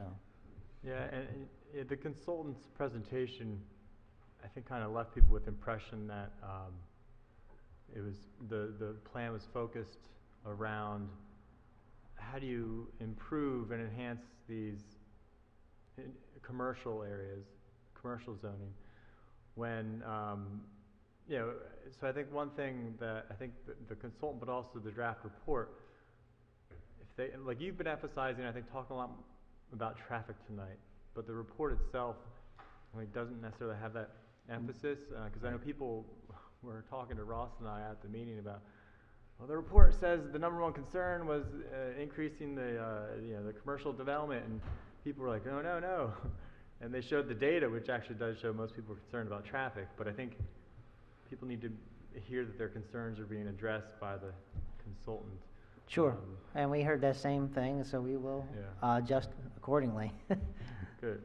And so how long will people have, so it sounds like they'll be able to submit comments on the draft report. For how much longer will they have an opportunity to do We so? had it open Well, we were originally planning to have another work session on May 3rd with Planning Commission. We've now moved that to May 16th, so they'll have until May 16th, and then we'll want to bundle all of the comments so we can discuss them with the Planning Commission.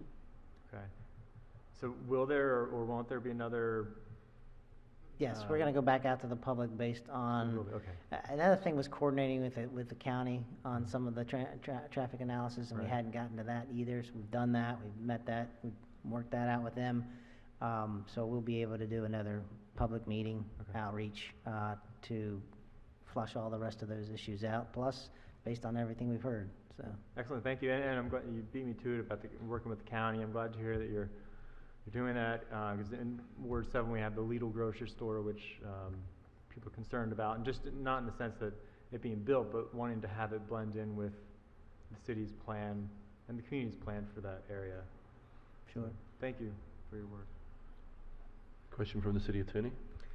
Yes, I was wondering, in terms of the recommended solutions, it talks about instituting a new approach to traffic impact analysis. What's our starting point, and what are some of the thoughts on changing the way that we analyze traffic impact? So, a couple of things. There's different levels of analysis that can be done at for traffic. What we've instituted right in this study is more of a modeling concept that looks at demographic variables, not individual sites. So one of the concerns or comments that we've heard, at least since I've been here, is that we look at the individual site and we only look at things that are specifically approved at a given area or in the project area. This sort of analysis at this level for planning and comprehensive planning is looking at not worrying about the individual sites, but looking at your forecasts in terms of employment as well as household growth and population. So we're taking we've taken a look at that way for this kind of study. So we are looking at it more comprehensively. In addition, we will be also looking at that lower level. Let's take it down a notch. Let's look at the site. Let's look at the direct impacts associated with a given development and what would be their requirements for in their impacts based on their development to the road network. So we were looking at modifying and looking at our APFOs of how we can adjust that, again, making it a little more comprehensive and taking into consideration mode split. Thank you. I was also wondering, I know, I applaud the idea of having more biking and walking and, other modes of transportation other than having traffic congestion. And I know that these areas have different challenges with respect to that. I know Eastport, there's a little tighter in there, and the Forest Drive area, there's environmental issues that people want to keep the trees, and I was just wondering what the feasibility was from an infrastructure standpoint in a place like Eastport to be able to have the width, whether we call it bandwidth or road width or whatever, to be able to have the capacity. What's that? The capacity? Exactly, the capacity to have different modes of transportation coexisting with one another in a safe and meaningful way. That is the challenge. I mean, that's what the balance is and what we're trying to achieve with, some of the typology, the street frontages as developments occur. These are the things we're going to require or, suggest, as part of the development process, plus the capital improvement programs and working with the county. How can we manage that? We've got to know what's going on with the county because, that was the whole conversation the other day is, what are you guys working on versus what we're working on? And what approaches are you taking versus the approaches that we're taking? So, they have legislation right now changing some of the way they're going to be doing transportation planning and what requirements they're going to have. So it's good to know. It's good stuff. So, and to the extent that we are dealing with different costs to modify infrastructure to be able to enable some of the recommended solutions that might come forward, is part of your analysis going to be the costs associated with that, so there can be discussion about CIP kinds of projects, or whether the developer or a developer in a given situation or the city would have to undertake the cost for those infrastructure modifications? There could be two parts that I'm not quite sure where the question's going with, but there should definitely, we would do a cost-benefit analysis associated with the plan, but not that we would say, this is the improvement associated with this property. No, I Yeah, get that, okay. but I was just wondering, maybe I'll generalize the question a little bit more. Will part of the study be the costs associated with achieving the recommended solutions, as opposed to sort of having a blind eye toward that and just looking at the solutions themselves? It will to the ability that it can, because some of it is unknown. A lot of it would be a public-private partnership. A lot of it would be developer funded. I mean, it would be a requirement of until this property develops, we're not going to get that connection, or we're not going to get that road improvement. So it would be a combination, but if for specific improvements that are identified, that's why the plan goes into a phased sort of scenario and talks about these are the strategies in phase 1, and we'll give a time frame, phase 2, and so on. There are CIP projects in the action plan, but you know, we can't propose capital projects for the county, so you know, Gotcha. they're So that's part of things that we the city coordination with the Absolutely. county on That's street implementation, right? One other reason why we really couldn't say it the other night, because we hadn't really talked to the county about it, so, you know, that was part of the disconnect, so. Okay. Thank you. Alderman Tierney? Yes, can I close with my favorite Jane Jacobs quote? It might inspire you. Wait a minute, Just here as we long go. as it's- just as No, long as it's a it's good not one. Daniel It's a good Burnham. one. Jane Jacobs. Cities, you can replace cities with what you want to. Cities have the capability of providing something for everybody, only because and only when they are created by everybody. There you go. Can I, just to clarify, in the opening of your presentation, you said we've grown 1% a year? Is that what you said? from 2010 to 2015. 1% total. A year, or 1% Total. total? For that From time frame.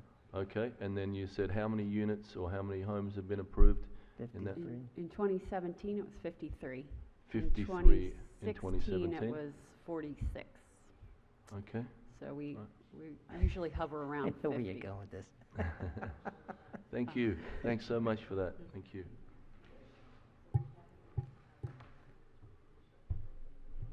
Good. Appreciate that. Thank you. Great work. And I would just, on that point, Alderman Tierney, we really, in my objective in a lot of these sector studies and planning efforts is to reach out as much as we can to the communities, and when we're trying to work through the virtual world and social media, I haven't quite got there yet with my consultants, but you know, the idea is to have the ability for people to interact, not just that one night that we have a public meeting. They can interact constantly, and they can interact when they have the opportunity. As we know, Alderwoman Pendle Charles does it at 3 o'clock in the morning, so we want to have her that opportunity. That's all. Right, so as we do the comp plan, we're gonna have to keep working on, you know, how to reach 38,000 people instead of the 20 people that comes. I commend you on that reach out. I've seen it, you know, the questionnaires, et cetera. But we still have a little bit of work to do on that. I really want to enhance that. Thank you so much. Thank you. We really appreciate your hard work. Thank you. Mr. City Attorney, please present the last item on the agenda. The last item on the agenda is ID-113-18, Downtown Flood Mitigation Study. Excuse me, Mr. Mayor. Yes. I've got a tenants council meeting I have to go to in my ward. No problems. Would love to watch this, but perhaps I can catch it on a replay. Yep. I didn't want you to be insulted if I got up and left. Thank you for doing that.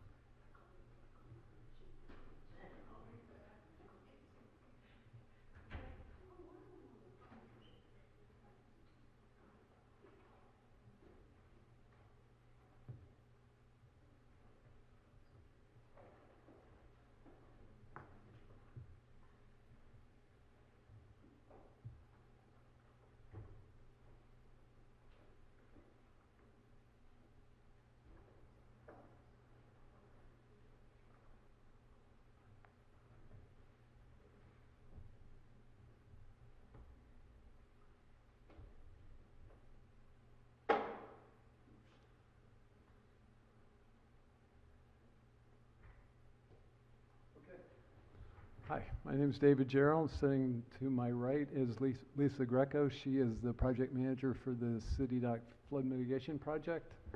I'm going to skip over my sort of highlight remarks since we're short on time and turn it right over to Lisa to go through the presentation.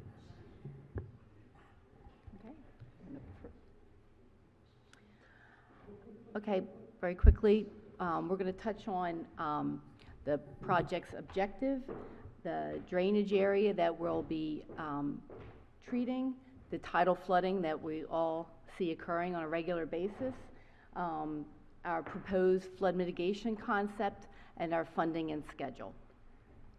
The objective is to reduce the flooding at City Dock and by eliminating the backflow through our storm drain system and onto the adjacent streets.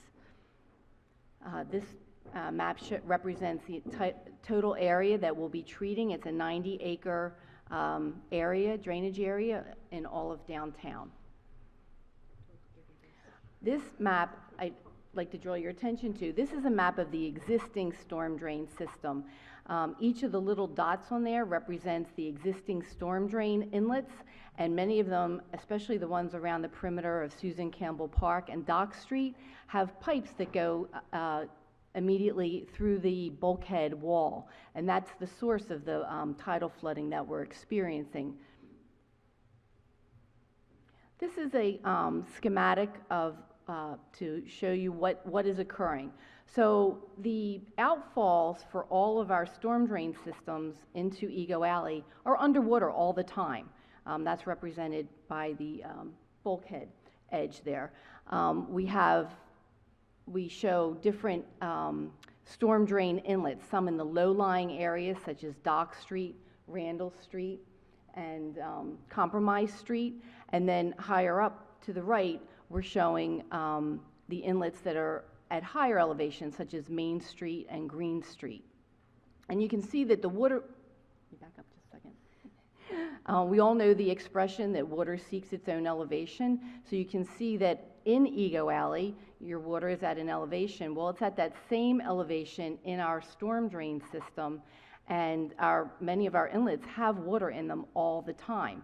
The ones that occur in low-lying areas, such as Compromise or Dock or Randall Street, it doesn't take much for the water then to come up and flood the adjacent roadway. There's manholes at the foot of Green Street in Main Street have water in them all the time. Okay, next. This shows when the water level, when we have a high tide, while the water's not coming up over the seawall in any way from Ego Alley, it is now coming up through the storm drain inlets, and the low-lying areas such as Compromise, Randall, and Dock Street are now beginning to flood. We don't typically have any flooding at the inlets at higher elevations such as Main Street. This next series of slides just show you relative elevations of the water to a very iconic location downtown, the Alex Haley statue. So right now you don't see any water.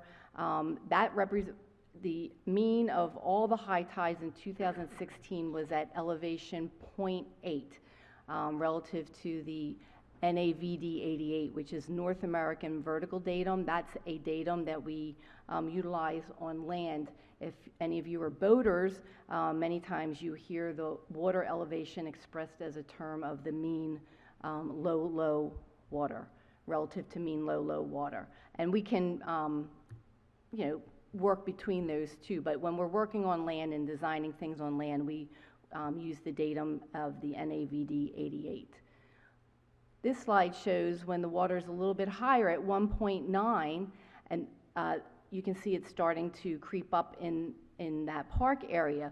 1.9 represents the elevation in Dock Street, so you're going to have water out in front of Storm Brothers, and it also would be in the gutters along Compromise Street at elevation 1.9.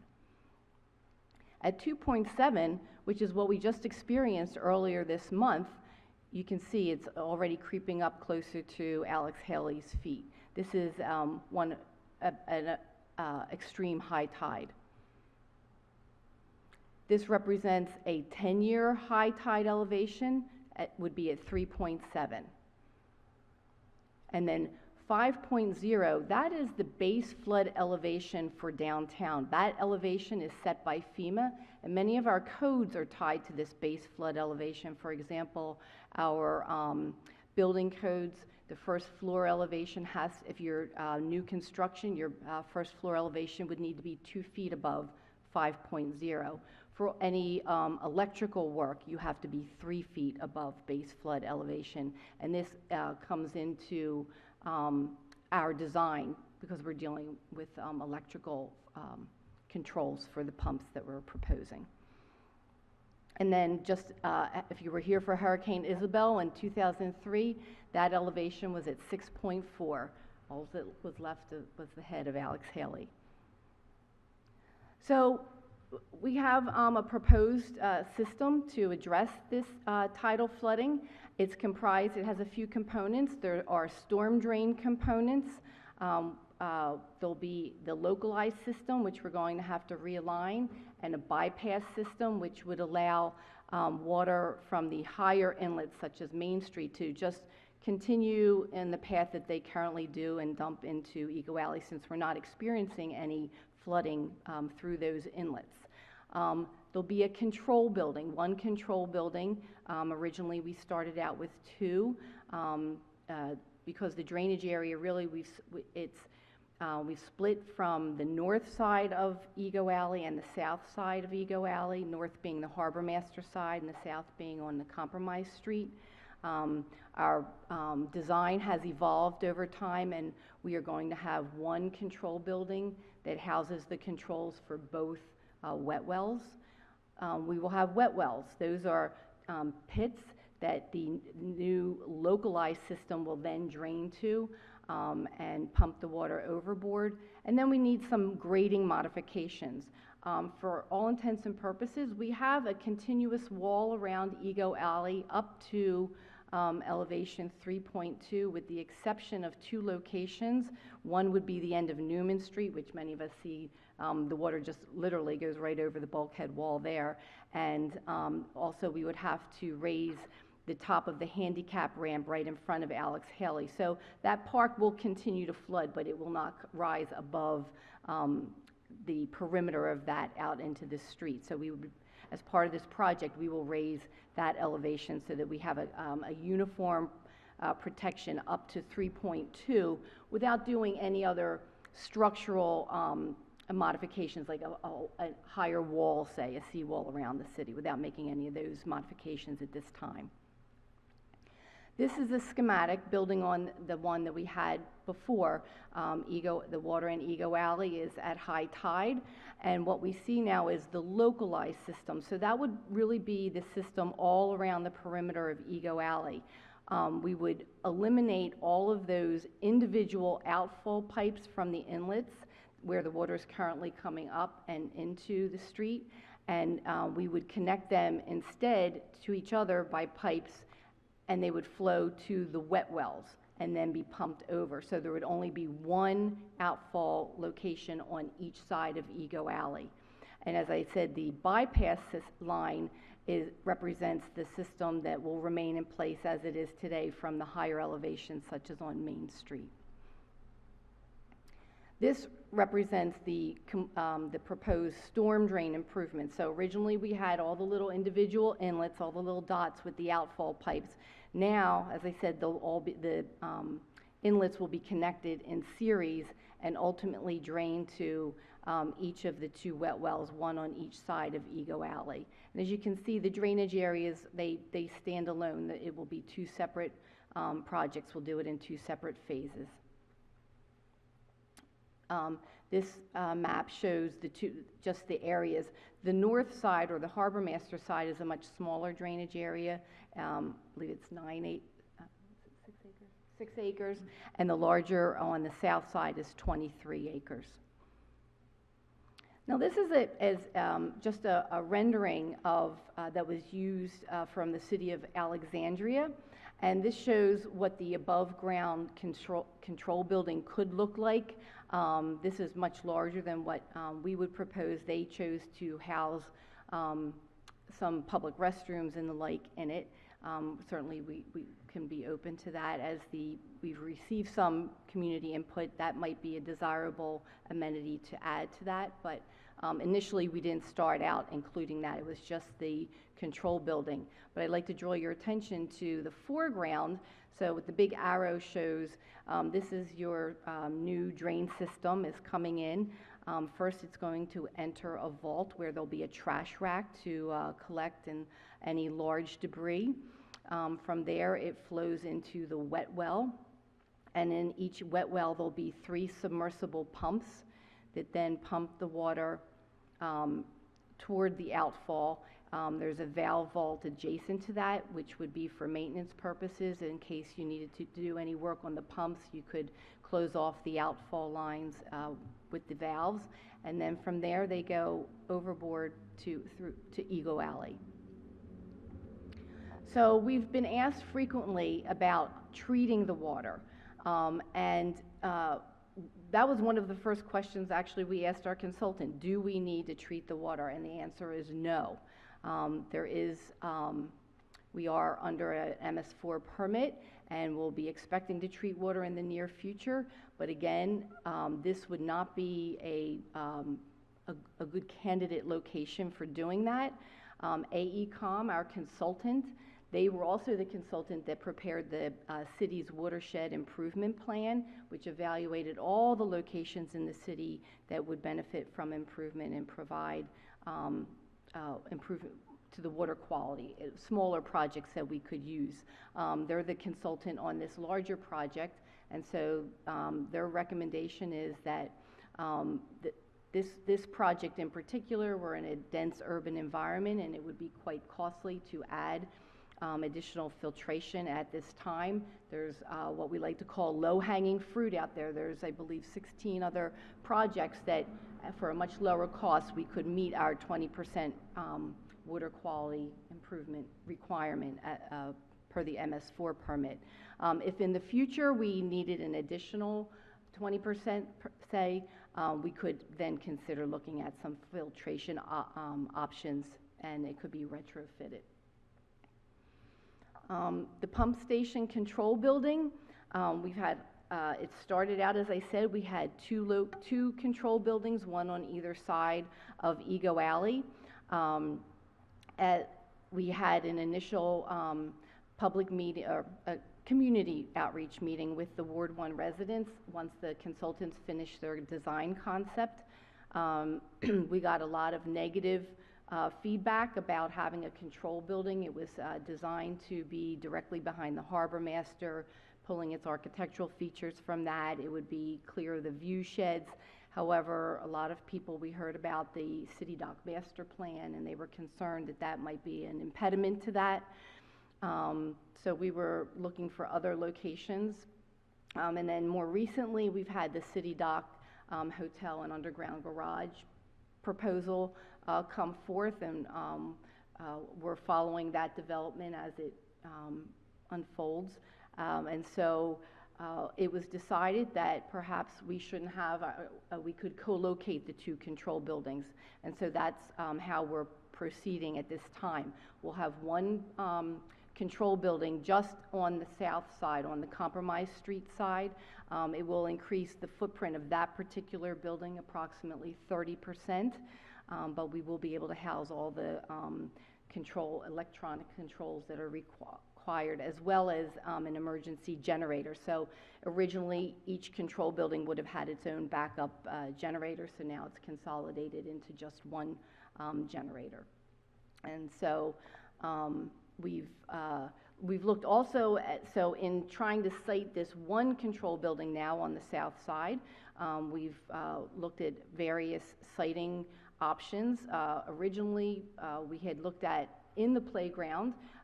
Internally, we felt that wasn't a good option. It wouldn't be well received by the public. We moved it then to the in front of the basketball court between Compromise Street. In addition, we had some conversations with the school system, representatives of the school system, and they were concerned about locating it in the playground as well, that it would block the views of the teachers that were supervising play on the playground and the basketball courts. We went to, back to Ward 1 with these various options and requested that some feedback from them. We have gotten feedback on preferred options. We requested feedback on the options presented. We presented 7 options at that time, and actually we've gotten some additional recommendations, perhaps considering the playground again, like in the back corner. So we're revisiting that, and we've presented that option, all of the previous options, as well as this new one in the back corner of the playground, and kind of an out-of-the-box scheme that locates it between the basketball court and the adjacent dumpster on the school property. The feedback that we got from the HPC at this meeting, or the guidance, was that they thought that many of our options were feasible, with the exception of one down on the Newman Street parking lot. That was not considered feasible, being that it was in the view shed and creating a visual wall along the waterfront. We're still continuing to receive input. We're in the process of planning an open house. We're trying to reach out to some of the more ad hoc groups that we're hearing about, moms and dads from Eastport, that a lot of the end users, basically. And so we're trying to get as much input about siting this building. So it's, because it's a permanent structure, certainly we'll work with the community. We've tried to incorporate, as I said, restrooms. That was another request that came in, and in these latest 2 alternatives, we've included that. I think we have some, yes. So this is one of the new alternatives that was developed based on the requests from the residents after the most recent meeting, and that would move it into the very back corner of the playground. One of the advantages to having it there is that this is some of the highest land on that entire parcel. If you think of the whole Newman Street Park as one parcel, and you've got the plaza in the front, the basketball court, and then the playground in the back, your playground is the highest area. And so that would help to reduce the overall height of the structure, which is certainly seen as a positive. We have proposed the wet well because it's below grade to, that will be under the basketball court. But because the above ground structure, the control building, has the most visual impact to the playground, certainly we can, maintain the overall size of the playground, we're open to moving the basketball court forward, and we're also reimagining the plaza area. We'll take feedback on that, how the community would like to see that re-envisioned, because the entire area will be disrupted, will be dug up during construction between the pipes and the wet well and the foundations for the building. The other option, the out-of-the-box option I like to think of, would be to actually rotate the basketball court 90 degrees so it runs lengthwise parallel to Newman Street, and then the control building would be along the back side of it between the basketball court and the school property. Restrooms, again, could be incorporated in this design as well. This shows some of the 2 locations where I spoke about grading modifications. So one is at the end of Newman Street. We'll have to raise the bulkhead approximately 1.5 feet, and that would also, we'd have to work with the adjacent property owner, because that would have to extend back along their boardwalk there. And then the other one is at Newman Street, raising that approximately 1.5 feet as well, the top of the handicap ramp. This shows you the elevation of what at 3.2. So we're protected up to that elevation. That's 3.2 relative to Alex Haley. Regarding project funding, we initially received $1 million from the state. That's what's paying for the design, the current design. And then, as I said, we always envision the construction being in 2 phases, each the north and the south side. Phase 1 on the south side, or Compromise Street side, we're currently have applied for a $3 million grant from FEMA, and we've recently reworked that and resubmitted it based on some comments we received from them, and they've accepted that. The city would contribute $1.5 million, and we've recently gotten funding from the state in the amount of $2 million for a total cost of $6.5 million. The second phase would be the north side, the smaller side, on the city dock, and the city's contribution to that would be $1 million. And I guess we would have an additional funding request of $3 million from FEMA for a total of $4 million. And the state. So in terms of the project timeline, as I said, we'll be continuing to receive public input through April, the end of April. We initiated the design development in December, this previous December. We're just getting started, and so we're waiting on the approval for the FEMA grant. We hope to hear about that by June of this year. We will complete the phase 1 design documents by the end of this year. So it takes a full year, and this was a little bit of an unexpected hiccup, all the reactions that we've been getting. So we're not, unlike planning that you heard, they do that frequently, the community outreach, and typically this would be considered a utility building, and we don't go before the public very often for that, but we recognize that this parcel, this park, being in the historic district, we would have to go before HPC, but it's also, I think, sacred ground to the community, and so we're committed to working with them and trying to incorporate as many of their ideas as possible. Construction, we're shooting to get, as I said, the design completed by the end of the year, and then bidding starting early in 2019 with construction to start by May. And it's approximately a 15 to 18 month project, not including, there could be some additional time for archaeological excavation or monitoring, whatever we find. We hear from our experts, the HPC, and our own chief historic preservationist, that this is an area that, one, has not been disturbed, but had a lot of use in earlier centuries, so we're not quite sure what we're going to find. And then for phase 2, the construction start and completion will to be determined.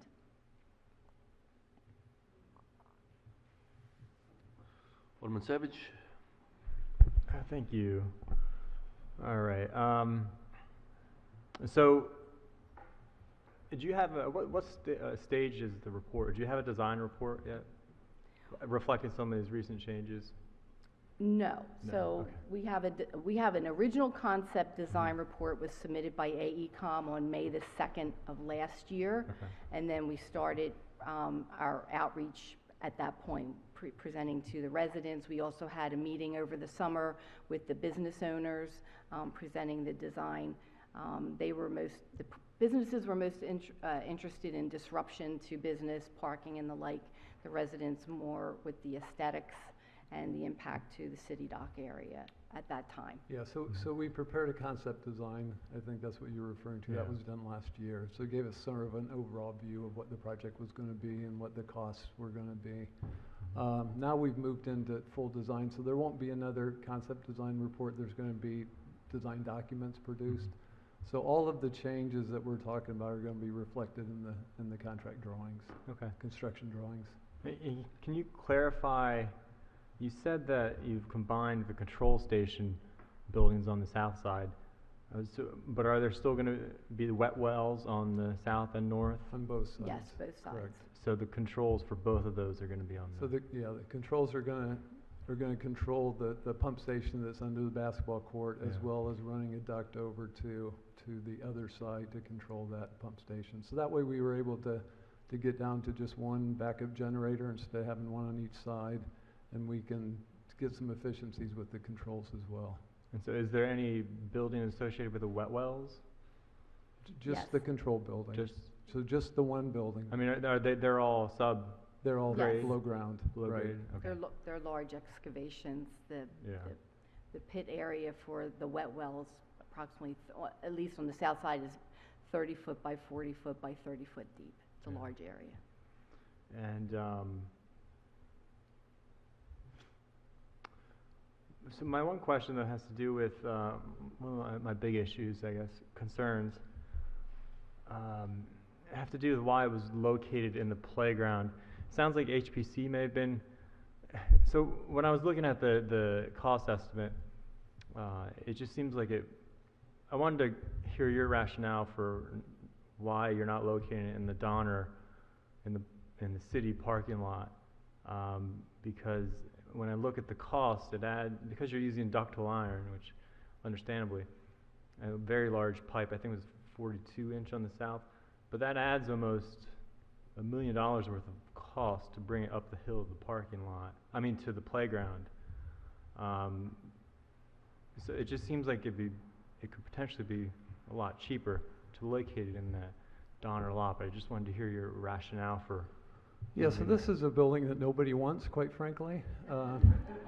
We would rather be able to put it underground. When I was out in San Diego, we actually had a building like this. This was before the building codes were changed. That was underground, and twice in the roughly 6 years I was out there working for the city, it flooded, which just totally destroyed everything and had to be rebuilt. Now the codes don't allow that, but so we needed to find a place on city property to locate this.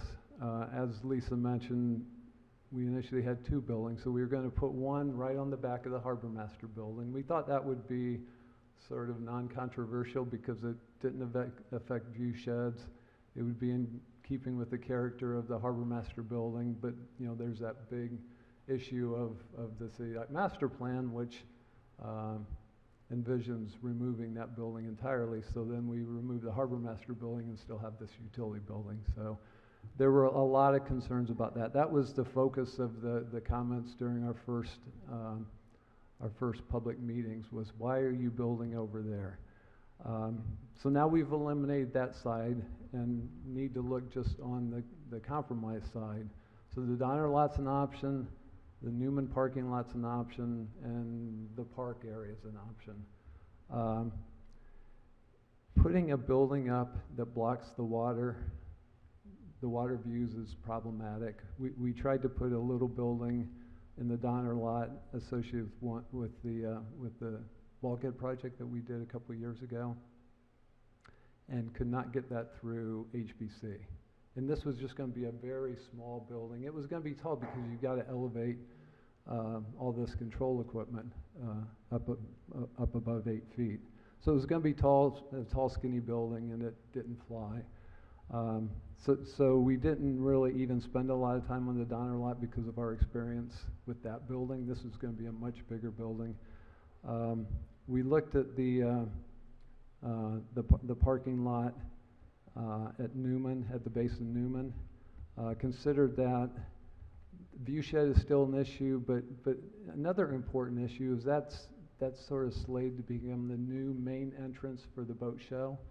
And I know we could argue all day about how important the boat show is, and do we really care about, sort of putting the shaft to them by building this large building right where they want their main entrance to be. But considering those two factors together, that it would have a big impact on the boat show, which I personally think is an important part of Annapolis, and also the effect on the view shed caused us to really look over at the other side.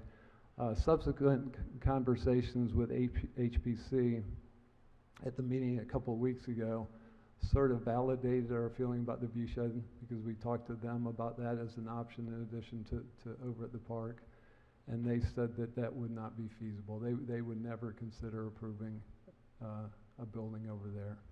So again, we had already sort of moved away from that, but that validated our thinking on that it would be better to put it over in the park. What we need to do, quite frankly, is preserve the size of the playground.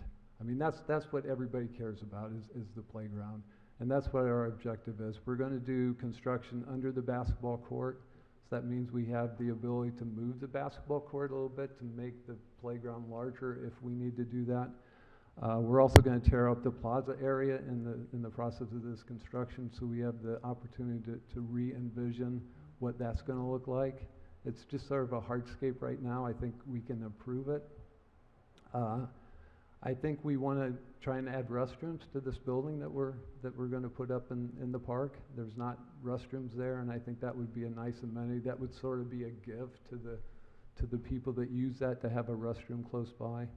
So if we can do all these things, and we need to get input from the community, and we're continuing to do that, but if we can get those objectives accomplished, I think that people will at least accept this really unfortunate building that we have to put up. So, but how large is it's not that large of a building, right? It's only how high is Well, the proposed building? the height, that's a key thing. So in the back of the playground, it would be a slab on grade. We're already at elevation 8 at the back of the playground, which is the elevation so our base flood elevation's 5, and all of our electric gear has to be at least at 8. So we're okay. The floor is at 8. We're fine. The further we bring it closer to the water, the elevations just keep going down and down. And so, for instance, in the Newman Street lot, the ground elevation there is only at 2. So your first floor is going to be 6 feet above that, above the parking lot. And then you've got these commercial grade control panels that I've been told can be up to 7 feet tall. It adds to the height. Even in the plaza area where we originally were showing it, the building there would be 15 feet tall. That's 3 feet above the fence that surrounds the basketball court. It's a big building. And the closer you get to the water, the bigger it gets. You're almost up to a 2-story building. And while you're meeting the HPC height maximum heights that are allowed, I don't think anybody wants a 2-story utility building right on the waterfront. So if we can build it up on the top side, on the playground side, it'll be a 12-foot building. If it's down below on the other side of the basketball court, which, we sort of had a thought originally that we would put it where the rain garden is. There's no real functional use of that. It doesn't affect the playground if we put it there. What it does affect is the sight lines of the playground from the street. But that would have been a 15-foot high building. That's 3 feet below the elevation that's up above. So it's either sort of 15 if it's down below, it's 12 feet tall building if it's up above. And the same issue would apply to Newman, the Newman lot? That's why I said the Newman lot is even lower. That's at elevation 2. Okay. So the ground elevation is 2 in the Newman lot, and it's 8 in the back of the playground. And so in the playground, it's a slab on grade. Otherwise, you'll have the floor elevation at elevation 8 inside the building. So you're just 6 foot above the parking lot to start with, and then you have the building housing the equipment above that. Okay. Well, that's helpful to know. Thank you. My other question, I emailed you about the type of pipe you're using. You're using the reinforced concrete pipe for the new system. The well pipes are ductile iron, but the rest of it's going to be concrete. But in my experience, I've had some difficulty with keeping the joints of the concrete pipe watertight, especially when they're inundated. It causes a lot of sinkhole problems. But I'm just wondering if you've looked at, since the system would be, especially the new system, would be inundated during storm events, have you looked at using double-walled HP plastic pipe, which is, it's much cheaper to transport? Well, we're not, the initial concept was to use the reinforced concrete pipe. And I would like to add, for the pipe that's going to be the bypass system, that's going to remain the existing system, that will be lined up to a certain point to make it watertight, because it will be flowing full at the lower levels. But for the new pipe that's going in, remember, we're not getting water coming back up from Ego Alley now. This is just collecting water from the street during a storm event, and storm drain pipes are sized for your 10-year storm events. So they won't be running full most of the time. Okay. Yeah, I mean, we can run that by our engineer. Our engineer, we rely on our engineer to make those types of recommendations based on, their expertise and experience. And AECOM's the largest engineering firm in the world, so they have some expertise in this area. But we'll definitely ask them Okay. the question that you asked, just to make sure that they've thought of that. Okay. And so the wet wells, if I read this correctly, they're designed to handle a 100-year storm, but the pumps only for 10-year. The pumps and the ductile iron pipes only for 10-year. Yeah, so we're allowing for additional space for pumps. So we want to make it as economical as we can right now, so it'll handle the 10-year storm. In the future, with sea level rise and other issues, we can add more pumps. There'll be capacity. What you don't want to have to do is expand the wet well, so we're making that fit the 100-year, or Right. support the 100-year storm. Okay. Great. That's all for now. Alderwoman Pendle Charles. Thank you, Mr. Mayor. And just for the record, I want to put my 2 cents worth in about the playground, because I know that many of the children in the Clay Street area of Ward 2 do come down there. I think that's the closest basketball court, and it's within walking distance. And we do take my grandson down there, and my daughter heard about this. She was not happy. But anyway, but no, anything that affects the playground is extremely important to many of the children in the community. So I just want to put my 2 cents worth in. Lisa has started, and I think you heard her before, she started calling that sacred ground. Yes. So, yeah, Yes, it we is. understand. For many that don't just live downtown. So thank you. And it's also the playground for the school, so that's Absolutely. a very important playground. Right. That's part of the feedback we got. Like initially, we went out to the Ward 1 residents because they're right in the immediate area, but they've been very helpful in pointing us to other groups that are in Eastport and Clay Street and the like, and so we're really making a concerted effort to reach out to them. We're hoping to have maybe an open house so people can come in at their leisure, get their questions answered, and that sort of thing. Great. Thank you. Alderwoman Attorney. Oh, thank you, Mr. Mayor. Thank you. I think, as you know, I'm very excited about this project in the sense that, full disclosure, not only, I guess technically, no, it's the cities, it's not just Ward 1, but I do have a bed and breakfast, and I get embarrassed, that my guests can't go downtown because it's flooded. You can't get to the playground because it's flooded. I mean, I'm so glad that the newspaper is actually elevating this issue, because we're losing sight of the fact that we're having more and more of these events, and they're occurring more frequently, and the poor businesses down at the end are, it's a quality of life issue. So that's my soapbox thing, but I also want to do a shout out here that I want to applaud my constituents of the Ward 1 Residents Association, because I think they had a very influential impact on the design, especially the going to the 2, where the one in the back wall. I won't mention any names, Mike Farmer, but I think that was your suggestion. And then also another shout out to HPC, because the meeting that was last week, they were very sensitive to the view shed. It is a big, I don't want to say, what's the size of it? It's noticeable, but they were very sensitive to the view shed and the looking. I mean, it's just so cool, the stuff that you wouldn't think to look at, but what were some of the contributing buildings? How can we use the old rec center building to cast, just all that kind of good architectural survey stuff. So we're so fortunate to just have this between the public and HPC. But my question, I don't know what page this is, but the proposed storm drain improvements, is this the red, the blue, the purple, and the green? Is that's the delineation, right? So what happens on Main Street, because that's the rush, that's the river, and so what are you going to do? Are you going to have big, you have catch basins added, but how are you going to collect that huge, going down Main Street, right? Yes. I believe that pipe will have, I'm not sure if it's going to be enlarged. It's already a pretty good size, but they will evaluate the capacity of it. Yeah. I know it's designed to be watertight and in the existing location and the existing outfall point, which is in the corner of Ego Alley. So are you still going to get, I mean, the other day when we, flooded, it was, the rain, it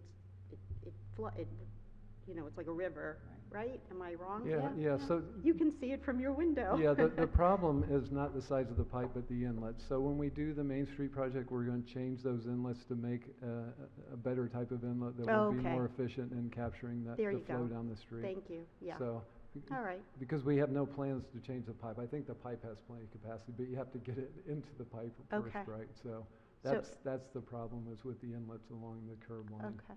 And how did the two systems talk to each other? I mean, your north and your south side. I mean, is there one, I know you have the one control station, but are they, in sync, or does one? They'll have basically completely separate controls for the two. Okay. So, yeah, so the one over on the other side would call to and send a signal to activate the pumps. Okay. Yeah, over to the building that would go back. Gotcha. So, yeah. All right. Thank you. Sorry about the engineering term. Talk to each other. Thanks. Alderwoman Finlayson? Yes, thank you. I'll be quick because we have another meeting at 7 o'clock. Another bid for not decreasing the size of the basketball court, please. Right. Okay. Right, so in fact, if that option that you saw where we would turn the basketball court, that would make it more of a standard. It would enlarge it a bit and make it a regulation court. So that's another, yeah. That's what we need. We need to maintain. We've gone through the problems with that. I'm looking at your diagrams. The NAV D88, 2016, mean high tide 0.8. And then I look at the next slide, flooding through storm drains, 1.9 feet. Are they comparable? In 2 years, we've increased flooding by a foot? No, because a mean is like an average over a whole year, so there's a large variation. So that's the average, because we have a high tide every single day. Right. So that averages over the whole year, and then we have those special events. Well, those special events is what I'm concerned about, because they're increasing in number. They are. 10, 20 years ago, there were a couple of handfuls, and now, a lot more. So my question is, can we really afford to wait 2 years, 3 years? Is there a way to escalate this taken care of? And I know there's the funding mechanism, and I see your schedule. Yeah, so the compromise side is moving as fast as it can. It's going to take us through this year to do the design. We can't do that any faster. So that one's moving as fast as it can. So the question is, how do we get the other side, the Dock Street side, because we're still going to have flooding over there, right? So compromise will no longer flood once we're done with this first phase, but Dock Street side is still going to flood. So we need to figure out where the money's coming from, number one. Go back to the state again, and I'm sure we'll be back in front of the delegation next January asking for more money for phase 2. But that's the process we need to speed up, is how do we get the money, and how do we then get it so we can design it and bid it. Well, I'd suggest that we go to the delegation in the fall, October, November timeframe, so we can get on their initial schedule before all the other groups start coming in January, just before the session starts, because this is critical. Yeah. And that's what we did last year. We had both the old mayor and the new mayor, the soon-to-be new mayor, and we went to the delegation in late November and made our first pitch for it, and then we went back in January and made it again. So. Okay. Well, great. You're on it. I should have known that. Thank you both. Alderman Savage? Just a quick follow-up. I support what my colleague has said about the urgency, and just for the record, I do have some heartburn, I guess, concern about the delaying phase 2, the north side. I understand the mayor has plans with the hotel, but those I think are very unknown, and we don't know if that's ever going to happen. But the flooding is definitely needs to get it. Those businesses, I imagine, will also want that addressed pretty quickly. But I guess you have funding for this south, but the north you still need to tie some things up. Right, that's correct. City Attorney has 2 quick questions. 2 quick ones. I have the phase 2 construction start, the TBD, which is similar to the 2 questions that Alderman Savage and Alderwoman Finlayson just mentioned, is there any prohibition based on your studies or based on your expectations to have phase 2 begin while phase 1 is still underway? Does phase 1 have to be done before you start phase 2 for they any? could both. I mean, it would sort of be the nightmare scenario downtown to have that and potentially Main Street and both phases going all at the same time. But no, there's no. They're completely separate projects. Okay. So my second question, and I promised it was my last question, is that in the event that we have to wait for the funding or some other reasons why phase 2 would have to be delayed, and we wouldn't be able to have phase 1 and 2 going together to have it all done by 2020, for instance, would the construction completion of phase 1 would we be able to implement the project to allow for some flood mitigation as of 2020 while phase 2 is going on? Would we be able to begin to see the benefit of phase 1? Absolutely. So the compromise side, so that's our big issue right now, right, is when compromise has to close and then we have to try to keep cars from coming across the bridge or coming to the bridge and being turned around. So the compromise side would be fixed. So it's only the Dock Street side that would still flood, which is a problem, but in my mind, somewhat of a lesser problem. Not for those businesses that reside there. It's a big problem for them still, and the parking that's down there. But again, if the hotel project goes forward, that whole end of Dock Street is going to be taken care of from a stormwater management perspective, from a flooding perspective. Or whatever. So there's some advantages to at least seeing how that's going to play out, so we can craft our project, our phase 2 project, accordingly to take advantage of what they're going to be doing. Thank you. So to sum up, the Board of Education weren't interested in us putting the pump house on their property. That wasn't an option for us. And you're going to potentially add bathrooms, and we're going to get a bigger playground. Maintain the size. No smaller than. If we sir. can increase the size, we certainly will. And that means that the plaza will get a bit smaller. So I just want a climbing wall and a zip line off the top of this 12-foot thing.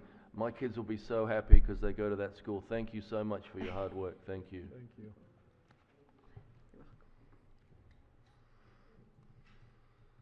Are we done? Mr. City Attorney? The agenda has been completed. Move to adjourn. Just want to thank the public for your input. Thank you to HPC for all the input so far. All the things that you did were really helpful. And if we make a group decision here, I'm sure we come up with the best result. Thank you so much. Thank you.